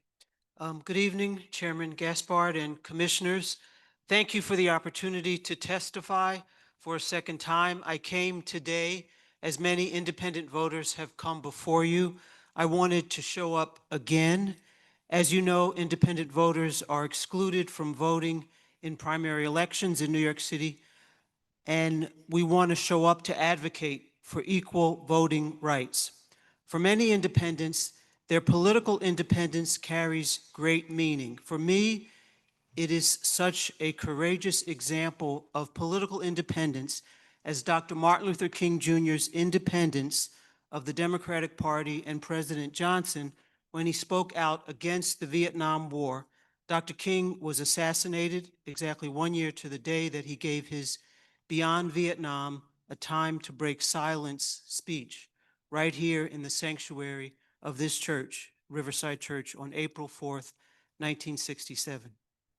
The late attorney Michael Hardy, who was executive vice president and general counsel to the National Action Network, co-authored a 2019 law review article entitled, "Let All Voters Vote, Independence and the Expansion of Voting Rights in the United States." And I would like to submit this law review article for the record. I quote from the article, "Segregating unaffiliated voters, preventing them from meaningful participation in the primaries is inherently unequal and deprives them of what is due them under the Constitution," unquote. Young people are registering as independent voters, and I believe we should let them, as well as all unaffiliated independents, vote in New York City primary elections. putting forth a ballot initiative to allow unaffiliated independents in New York City to vote in primary elections extends equal voting rights for all. It is an assertion of voting rights at a time when these rights are being undermined by the Supreme Court by voter suppression and restrictive voter identification laws. I call for a simple initiative that would give unaffiliated voters the right to vote in New York City primary elections. And I quote historian Taylor Branch, the author of the 3-volume America in the King Years. Every ballot is a piece of nonviolence, signifying hard-won consent to raise politics above firepower and bloody conquest. The whole architecture of representative democracy springs from the handiwork of nonviolence. Thank you. Thank you. Thank you. Michelle?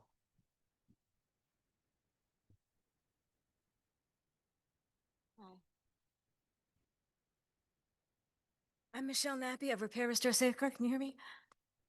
I'm a textual analyst. Textual analysis takes a little more than 3 minutes, so I'll be light on this. However, the United States Constitution does define primary elections. The 24th Amendment, the poll tax amendment, has 3 words in it that can't be explained by the need for a control on poll taxes' effect on political participation. The 3 words are primary or other.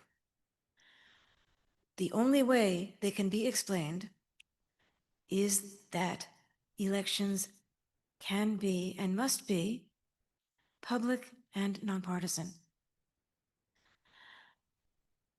In the colonial era, candidates nominated themselves or were nominated by congregations or trade unions, trade guilds. The Article 1, Section 2 on the House elections separates chosen by the people from the qualified electors. Every phrase in the Constitution must have both meaning and purpose. It must both say something and do something. The problem is that nomination influences an office, and during the ratification conventions, people tended to divide into Federalists and Anti-Federalists. By 1796, a committee leader was allowing only members of the Anti-Federalists on his committee. By 1800, we had 2 parties that were nominating presidential candidates. Equal privileges or immunities prohibit state laws, even charters are by state law, from abridging any privilege of citizenship. Voting and seeking office are both privileges of citizenship. And the state constitution, Article 1, Section 1, distinguishes elections to nominate candidates for public office from elections for party positions. A party candidate is a party position. They no longer represent all of their constituents. They represent half of their constituents, a quarter of their constituents. This is a serious problem because of the influence that nomination has on the conduct of an office in advance. By 2017, a major party could admit in open court to having no duty to its members or the public interest. They could, quote, go into back rooms like they used to and smoke cigars and pick the candidate that way. In 2024, they did. The single most effective move against public corruption is one primary election, all voters, all candidates. It is also what the Constitution says in Amendment 24. Thank you very much. Thank you. Thank you so much, Michelle. Questions, comments for Jesse and Michelle? Thank you both. Jesse, of the hundreds of people that we've seen across all 5 boroughs, you're the very first to come as a repeat testifier. Very moved by everything that you said last time and tonight. It's all incredibly powerful. I will tell you from a personal perspective, thank you for citing Michael Hardy on this issue. Some of us were very, very close to Michael, and it's so strange to hear you describe him as the late Michael Hardy. I miss him terribly. So thank you for bringing his spirit into this debate. Thank you. He was someone very special, very He was a important. beautiful, Actually, beautiful I spirit. will, the article that I was quoting, I'm eager to submit it to you. Please do. I will. Please Thank do. you. Thank so you. much. Thank you so much. Let's go online for our next two participants, and then we'll come right back into this room. Hindi Schachter and Darian Glasser, if you can hear us. Hi. Hindi Schachter. Hi, Hindi. Can you hear me? Yes, we can. Excellent. Then I'll start speaking. So I'm a member of Families for Safe Streets. What that means is someone in my family was involved in a crash, a traffic crash. And in my case, it's my husband who passed away in 2014. Since that time, I have been advocating for safe streets, streets made safer by expeditious design. Some people at this meeting have talked about the incompatibility of speed and safety, but sometimes speed is essential to save lives. Between 2014 and when I come before you in 2026, I have seen so many times where safe street advocates are able to show that a certain street needs change, design change. And then what happens? Years pass and nothing is done. There are so many ways of delaying things. For years, people said Central Park West needs a bike lane, but it took the death of Madison Lyden to get a bike lane. In 2015, I remember speaking at Community Board 8 for bike lanes on the Upper East Side, north to south, or east to west, sorry. It wasn't until calling Mott's unfortunate death in 2022 that we actually got civilized discussion. Beforehand, someone said to me, stop talking about death, it's silly. We have let so many of these safety projects stew until we get a totally unnecessary death. And then we begin to say, let's move. I ask this board, change that calculus. When we see that there's a problem, when we see that there's a safety solution, let's have legal procedures that allow us to forestall the death before it happens.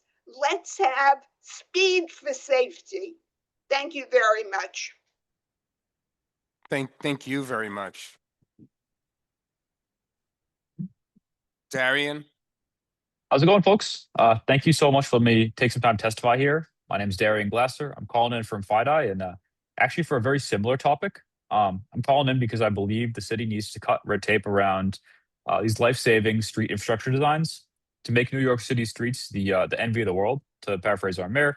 We know what needs to be done, but we've consistently failed to scale our proven best practices at every corner of the city. I've been downtown for a while and I'm seeing things improve little by little. For instance, the pedestrianization of Wall Street and Broad Street was amazing. Congestion pricing is transformed Lower Manhattan. These are broadly popular policies, but always take so long to implement, despite us knowing what's needed to make the city better. Every month, every year, or in some cases, even decades, we wait causes costs to inflate, delays very necessary life-saving street designs, and in some cases, causes changes to be stopped entirely. Consider Canal Street. We all know it's a problem. It's a Vision Zero senior pedestrian priority corridor for the DOT, and it has been since 2015, which is over a decade at this point, which sounds kind of crazy to say. And honestly, a priority for anyone who walks or takes transportation there regularly, and yet major design changes have been languishing in review for a very long time, while the problem has not gotten any better. We know Canal Street's been a problem for over a decade, and yet we're still waiting for significant changes. All the while, there have been a number of injuries and deaths, basically since 2022. Every year, the Streets Plan DOT has been able to implement enough projects fast enough to hit their projected bike and bus lane benchmarks.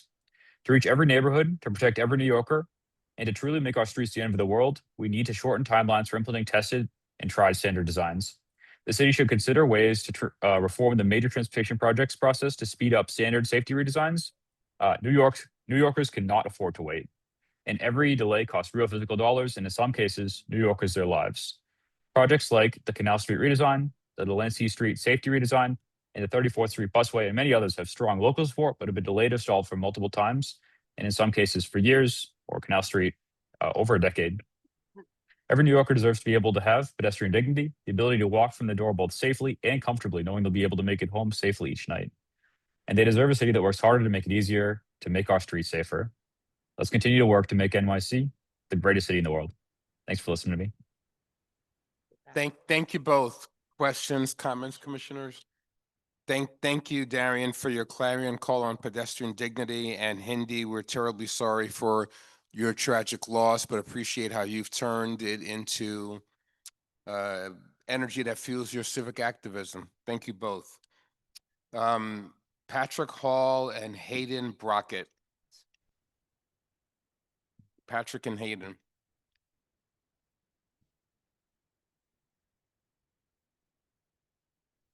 Oh. Hi. I recognize you. Yeah, my name is Patrick Hall. So I'm going to stop you for a second. So you're our second repeat offender tonight.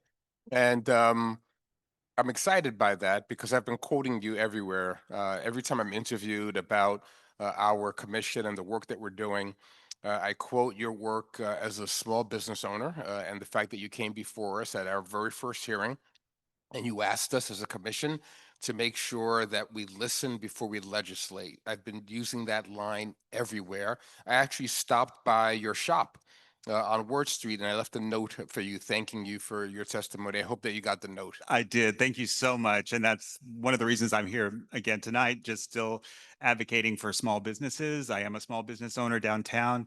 And I'm here to talk about tonight just one government efficiency for small businesses by using one practical thing that has been alluded to here in a couple of the other testimonies, but that's commercial loading access. As small businesses, we're asked to follow a lot of rules. We deal with permits and payroll and taxes, insurance, inspections and sanitation and deliveries and customer service and congestion pricing, and we try to comply. But the systems does not always work for the small businesses trying to do the right thing. Around my business in downtown Manhattan, commercial loading and unloading zones are often occupied all day by vehicles that do not appear to be loading, unloading, or making deliveries or performing service work. Many display city, state, or federal placards, but they appear to be personal vehicles using commercial loading zones as all-day parking. Those vehicles often do not receive tickets, while my own business vehicle registered to my business and used for deliveries can receive tickets while we're trying to operate. To a small business owner, that looks like placard or permit misuse, and it makes the system feel unfair and unaccountable. So for a florist, loading access is not optional. Flowers are perishable, deliveries are time sensitive, staff should not have to double park or unload across traffic or circle back around the block and get tickets just to do their jobs. I'm not asking for like special treatment or anything. I'm just asking for a fair and a clear and a workable system. And I respectfully ask the commission to recommend three things. First, protect the commercial loading zones for actual commercial use, deliveries, pickups, unloading, and service calls. And second, create one clear reporting pathway for blocked loading zones and placard misuse. A business owner should not have to guess whether to call 311, DOT, NYPD, a precinct, a bid, or an elected official. And third, track and publish the problem. You're right at 3 minutes, Patrick, if you can conclude quickly. That's just it. Just third is track and publish the problem. Yeah. Got it. Thank you. Hayden? Thank you. My name is Hayden Brockett. Thank you. I'm a volunteer with the New York Clean Air Collective. I'm not speaking on behalf of Community Board 7, but I am on Community Board 7. Thank you, COGE, for coming to our neighborhood. We at the Citizens Air Complaint Program represent participants in the city's hugely successful environmental whistleblower program, and it actually dovetails exactly with what you said. This is government efficiency in practice. Because it lets ordinary New Yorkers help enforce our environmental laws in partnership with the Department of Environmental Protection. And this program actually works, and it can be expanded to the parking program, the parking problems we just heard about from the gentleman before, because you have citizen enforcement on the ground taking a 1 or a 3-minute video, sending it to the DEP, and it has resulted in over 330,000 illegal idling violations just since 2017. That's up from less than 1 per day for city agencies for a law that was on the books for 50 years. City agencies did not enforce this law, and because of civilian enforcement, we now have the ability to do that. The DEP still needs to strengthen that program, but this has collected $135 million in idling violations with more unpaid fines yet to come. I believe it was Commissioner Wild who said at your first meeting that when it comes to improving government efficiency, there is no philosophical fix to this question. It takes grinding work every day. And while that's true, the mayor did announce this in May that the city had collected $9 million from Amazon in unpaid idling fines, all of them from civilian complaints. But my message tonight is the city must strengthen the citizen air complaint program and use it, maybe philosophically, as a model to make city government more efficient and effective, particularly for protecting our public space and making our streets safer and more efficient. Specifically, the commission should propose a charter amendment to create a Department of Civilian Enforcement, because the CACP model can be used to stop illegal parking, to end illegal dumping, and to make our buses fast by doing what ACE cameras cannot do, catching those drivers who block their license plates while they park in the bus lanes. Civilian enforcement actually helps city agencies expand their reach and hold corporations accountable for violating our environmental, sanitation, and street safety laws. Let me just tell you briefly how this works. You have 30 seconds. I can do it. All day, every day, for years, Amazon trucks double parked on Broadway from 59th Street to 168th Street. They idled all day, every day. And that stopped overnight in June 2023, thanks to people like myself and my friends and neighbors who took their phones, put it up the engine for 3 minutes, sent those reports in. It's a lot of work. Unfortunately, the DEP has a lot of barriers to entry. That 25% that citizens get, which is the innovative part of this program, is extremely important because it is a lot of work. But the result was that Amazon in this neighborhood shut off overnight. And then there's been similar success in Queens and Brooklyn thanks to citizen enforcement. So thank you for your time. Thank you. Questions? How was that created? Under law or administratively, or wasn't charter? I'm glad you asked that. So Helen Rosenthal was the city councilwoman who got that passed. And I have to shout out Samara Swanston, who worked for the DEP, for the council. That was a real representative democracy issue. But I think when I was talking about charter issue, we see that unfortunately there is just a cross-agency problem where agency employees sort of get set in their ways, or maybe sometimes agencies are a little too close with regulators or just don't do the job they need to be done. So you have placard abuse, for instance, just to take one example. I think where the charter could come in is if you have an overarching government initiative to say, we're going to have citizen enforcement to hold those agencies accountable and also to expand their reach. And so that's why I think the Charter Commission is really the right place to look at that. Thanks. And to connect it, if there were places for them to pull over, they could turn off the vehicle. Absolutely. Idle. Absolutely. Curb reform is vital, which is what Hindi was talking about as well. Thank you so much for your testimony and for this really intriguing idea. And thank you for returning, Patrick. Yes, thank you both. Whenever I see a placard, I'll call them. Jeremiah Bornman and Suzanne Ventura. As Jeremiah and Suzanne come to the front of the room, I want to remind everyone that we will conclude this hearing at 8 p.m. tonight. And if you are interested in testifying and you're on the queue and you fear that you may not make it to the mic, I will invite you to please submit written testimony. If you're online, You're on the platform already, and you can follow the cues to submit online. Thank you. Jeremiah? Thank you, members of the commission, members of the public. I'm Jeremiah Borneman, a special education and paraprofessional in our city's public schools. I work at the Battery Park City School as an elected leader in my union as well as the District 2 paraprofessional coordinator. I represent a couple thousand paraprofessionals, and citywide there are about 28,000. Today's hearing about streamlining government. The permitting process desires much attention, but I also want to focus on what else is costing our city government and also our students a great deal. My job as a para is to make sure that special education students get the help they need in an individual or group setting. The kid who needs regular insulin, the kid on the autism spectrum, the kid who has trouble controlling their behaviors. There are many ways to streamline things at the DOE. The hiring process can currently take up to 4 months from nominations to coming into the school building as a new staffer. The DOE even claims that they need our, UFT's help in finding space to hold hiring halls and to onboard staff. And as one of the lowest paid city workers, paraprofessionals have double the turnover rate as teachers, meaning that every year the DOE needs to hire thousands of paras, leaving students to start the year without the assistance they need. Let me discuss how this has a fiscal impact on the city too. When the city fails to provide special education services as mandated by a child's IEP, parents sue the city. This can be both at great cost and is a backdoor to privatization that should be looked at by this commission. When parents sue the city, they are paid out to these contractors for these services instead. These, quote, Carter cases mean that private agencies, private schools, and lawyer fees are currently costing the city billions of dollars. I look at the COGE preliminary report and I don't seem to touch on education issues or even privatization generally.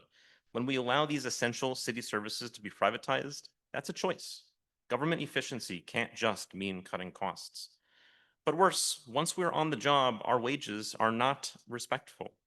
I love my job. It feels great to help the students, watch them grow. But what I can't help is that my paras need You're a second at job. time. Thank you much for your time. Thank you. I'm really sorry I had to cut you off. Suzanne?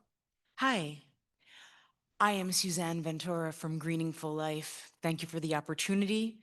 This administration is daring us to hope. For nearly a decade, I've operated within sustainability across food, fashion, art, hospitality, architecture, infrastructure, and policy. I've attended and documented thousands of panels, workshops, and public events, and have learned that many of the best ideas don't come from experts on a stage. They come from practitioners and community members in the audience who are doing the work every day. What I've witnessed over and over is not a lack of solutions, it's a lack of coordination. Young professionals graduate from world-class sustainability programs and don't know where to plug in. Small businesses want to make sustainable choices, but don't know where to find resources. Community organizations are solving problems in isolation.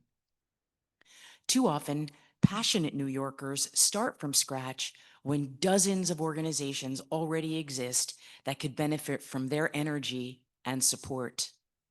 I echo the call from colleague Anna Sachs, the trash walker, to move forward with the Office of Circularity and Resource Coordination. Not to create another layer in bureaucracy, but to connect the incredible assets we already have.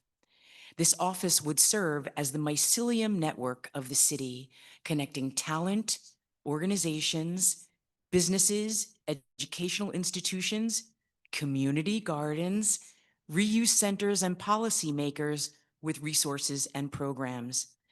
It could expand successful programs like Big Reuse and Materials for the Arts into every borough, supporting circular business practices, establish collective purchasing groups, coordinate resource directories, strengthen pathways from education into impact careers, and make it easier for New Yorkers to participate in solutions that already exist.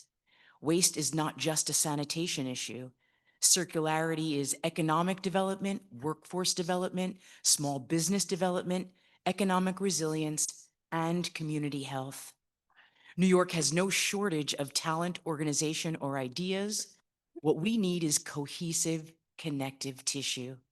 We've spent decades managing waste. In the next chapter, let's rethink our waste as resources and assets. An Office of Circularity would turn isolated efforts into a coordinated ecosystem and could establish New York as a global leader in the regenerative economy. Thank you.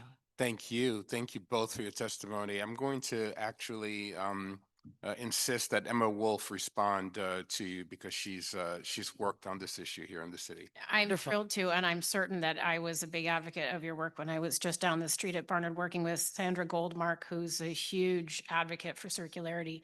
And I think it would be terrific for the city to think about different ways of promoting circularity because it's both a benefit for the environment, but also really brings community members together. You can see it. So anyway, thank you for the great work that you do, and thank you for allowing me that editorial. Of course. Thank you. Any other questions, comments, commissioners? Great. Thank you both.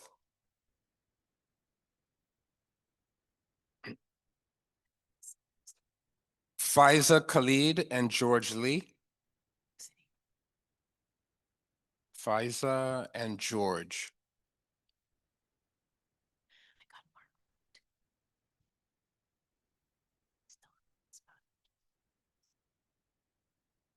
Welcome. You're up first. Hi, good evening, everyone. My name is Faiza Khalid, and I am a proud educator and parent in the Harlem community. I've been teaching for over 19 years. I started out in special education classrooms, and up until last year, I taught computer science for the past 7 years. This year, I transitioned into a new role as the Teachers Union representative for Harlem Community School District 5 with 27 schools in my charge. I appreciate the opportunity to be here with you to discuss about streamlining, although not particularly for building permits, but more about the process of getting funding into the classroom. So earlier, I think it was you, Chairman Gaspard, that made a comment about the delays in the building permits taken away from the excellence in our city. And we have a similar problem taken away from excellence in our schools.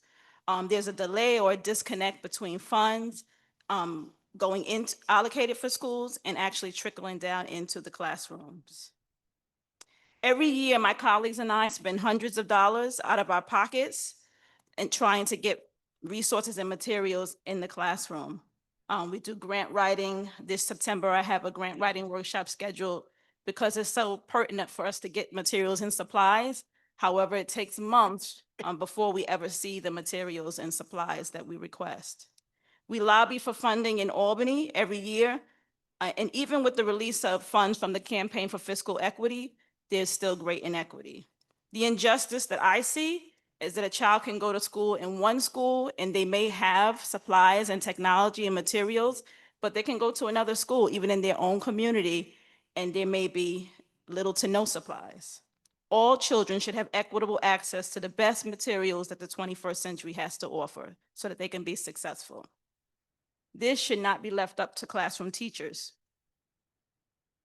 My colleagues and I ask that this commission just really dig deep to investigate this disconnect between the funds that are allotted to schools for materials and them actually reaching the students.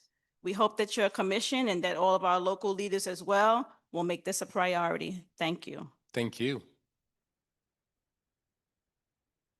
George. Good afternoon. I'd like to first thank the chair and commission for allowing me to speak. I had just about given up, hope that I was going to get chosen. Word of your, government of the possible has made its way all the way to rainy England. I'm a student from Oxford University, but I represent Centaurum, an AI GovTech efficiency startup. I've listened to a few of these hearings now, some online, some in person, and from this and other conversations that I've had on this and the other side of the pond, it seems that there are sort of the same problems coming up again and again that are sort of behind a lot of this. And this can be everything from, permits that expire too soon, which results in, a whole project needing to get sent back from the round of review, small businesses needing to wait months for consent on something as simple as a table on the pavement. And, every month of delay in this respect, every time that, things are slower, the bureaucracy, holds things back. This is New Yorkers not getting housing. This is people, having their lives affected. This is schools not getting, sufficient funding and sufficient, things they need. And what struck me about all of this, all of these problems that are, you know, very real problems, is a lot of it comes from the same thing, these sort of mountains of paperwork that people have, whether they are just sort of ordinary New Yorkers trying to interface with the government system, or whether they're people working within the government that have a huge amount to do, often, you know, far more than could be reasonably expected of them within, you know, the time they have in a day and suddenly for the amount they're being paid. It's a slightly impossible task on all fronts because there is so much to get through, so much difficulty, so many different things you need to check against each other, different contracts, etc. Centaurum, the company I represent, was sort of founded on the mission of fixing exactly this, making it easier for all the individuals, be they working in the government or be they the consumers, to make it their way through this mountain of paperwork. You see, we've got a tool in Oxford with a team from Harvard and Stanford, which goes through all manner of documents, all sort of contracts, and compares them against each other. It makes judgments on whether these, you know, whether there is compliance, whether there is, you know, or even on nuanced cases. Let's say procurement, which is one area that we look at, or even, you know, permitting, and which is something we're looking at today. A huge amount of this is working out when you have 100 documents and 100 pages in each one on one hand, and you have a single contract, an invoice, or a purchase order, or a single person that wants to, you know, get a permit for a certain thing, and you want to know, does this comply with this? Does this work with this? This is a hugely complex process, and normally it's going to take someone a huge amount of time to be able to go through this, which creates this massive load that no government official can be expected to do. Our product goes through exactly this. And this engine doesn't care whether the document is, you know, an invoice or a permit application. A submission against a zoning code is exactly the same thing as reading an invoice against a contract, and it extends to permitting just as easily. We use AI checks, deterministic checks, all manner of things like this in order to be able to provide the perfect experience. So I'd say this not to sell, you know, just as one specific product, but more as a point to COGE that, you know, the ambition the government should have. This government, at the possible, should think big, because a lot of these problems historically were not able to be solved. You know, having this massive mountain of paperwork is easy for people to say, cut bureaucracy, you know, make it easier, make it simpler. But there's a reason that that paperwork exists. Those things need to be taken into account. People talk about safety earlier. There is a reason that that paperwork exists. But that paperwork is also a huge barrier to the things that people are trying to do at every stage of government. We now finally, due to current AI developments, due to technologies that are being innovated on now and only in the past few years, we have the ability to keep all of that regulation that needs to be there to keep people safe, while also not holding people back, not preventing people from getting housing built, not preventing people from getting the things they need to get done in this city. So on that, thank you so much for your time. Happy 250th America, and thank you. Wait, I'm sorry. What was the last point that you made? Which one? The happy 250th? No, about America. That. Happy 250th. You know, not quite as old as us, but you're a lot bigger. I appreciate the generous spirit. Unfortunately, I will not reciprocate by wishing you well with Jude Bellingham and Mr. Kane, but we appreciate the testimony. I'm glad that we got it in. Glad that we got both of your testimonies in. We're not going to take up any questions for you because I'd like to invite two final panelists, but both of what you submitted is really, really appreciated and important. Thank you. Thank you so much. Thank you. So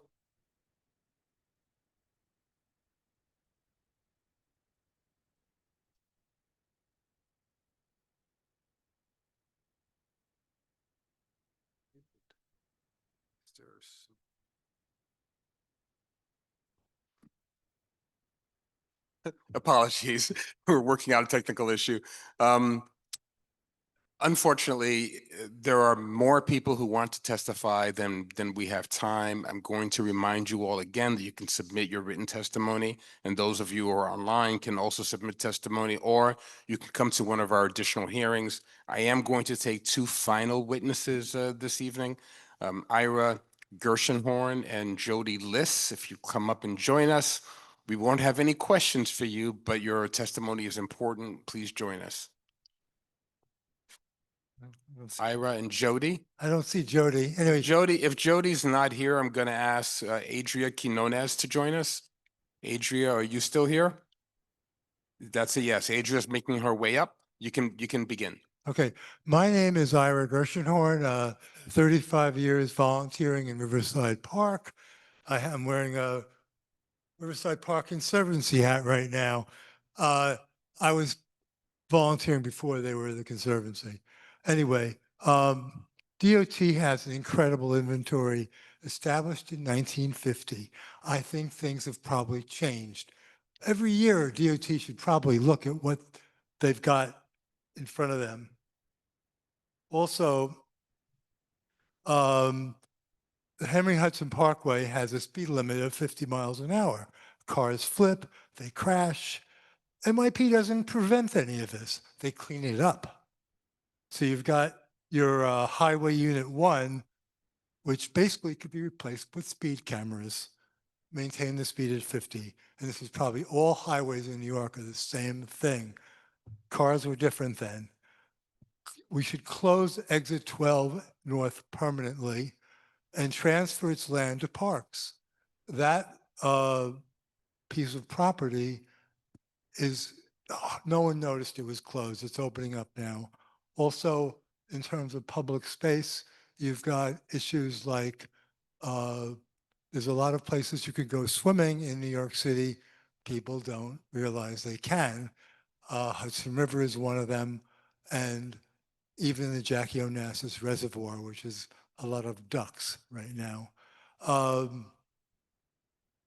Police EMS vehicles should be smaller. In Europe, other countries of the world, they have they have better response times, and people can get help in parks where vehicles don't go. And this is not a problem. But we spend a lot of money on our fighting vehicles, and the guy just Not Just Cars has a nice video about why we have such large EMS vehicles and the rest of the world does not, and why it costs us so much more money. That's it for now. Thank you. Thank you. Please. Hi, my name is Adria Quinones. I'm a lifelong New Yorker. I have 35 years in the IT industry, including 16 years in global trading systems, global multinational trading systems. And for the last 6 years, it's been my honor to be a member of the New York City workforce. I work at Metro Plus Health, which is a subsidiary of H&H. As part of my work in IT, I've been lucky to work on multiple infrastructure projects based around the modernization of IT infrastructure to allow for efficient and improved delivery of services to New York's most vulnerable population. But as part of this, these projects, I'd like to look at how we deliver these projects and what room there is for efficiency and the creation of demand in the consulting industry.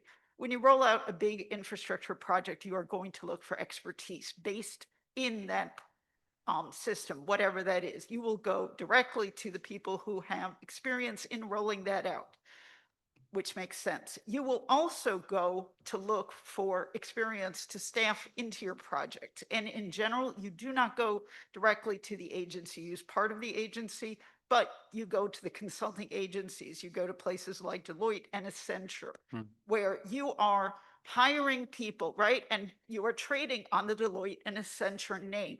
They are good inherently, right? That's who you're hiring. You are looking for expertise, and yet you are hiring people who have no expertise in the agency. You are bringing in people who you have to then train into what your agency does, right? In the latest project that I'm working on, we have a very, very different business model at Metro.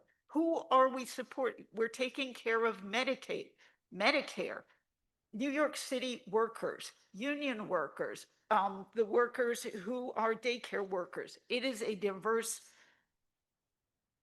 footprint, and nobody can come to us with that expertise. Moreover, you do not get experts who have any experience in what it is to work in New York City. There are work rules that need to be respected. And all of these people must be trained. And these contracts are limited, and that expertise that you have given them is walking out your door. Your project is still running. You're going to go for another set of consulting contracts. So what am I saying? What am I saying that we should look at? How can we save the city money outside of these? Where do we bring work in-house? How do we take advantage of in-house expertise? You're right at time. I know. I'm I'm gonna submit on. Please, but please. I do think that there are things that we could look at. And we look forward to reviewing that. So we appreciate your testimony, appreciate yours as well, Ira. And Ira, I'm just going to say that I live in this community. I grew up in Riverside Park. It is night and day, and the improvements that we see there are a consequence of you and over 1,000 volunteers that regularly give of their time and their energies to that park. And I just can't thank you enough for that. So we appreciate you. Thank you both. Thank you. So thank you to everyone who testified this evening. Again, if you did not have an opportunity to testify, you can submit at nyc.gov/COGE. Want to thank you all, and a special thanks to the staff here at Riverside Church, our stenographer, our fantastic sign language interpreter for helping to make this an accessible and inclusive evening. The next public hearing of this commission will be held in Queens on Monday, July 13th at 5 p.m. at Queensborough Hall, the Helen Marshall Cultural Center at 120-55 Queens Boulevard in Kew Gardens. It will focus on outdoor dining and street safety, but like today, we welcome testimony from New Yorkers on all topics that are related to the charter. Is there a motion to adjourn our meeting? So moved. Is there a second? Second. All in favor? Thank you. We are adjourned.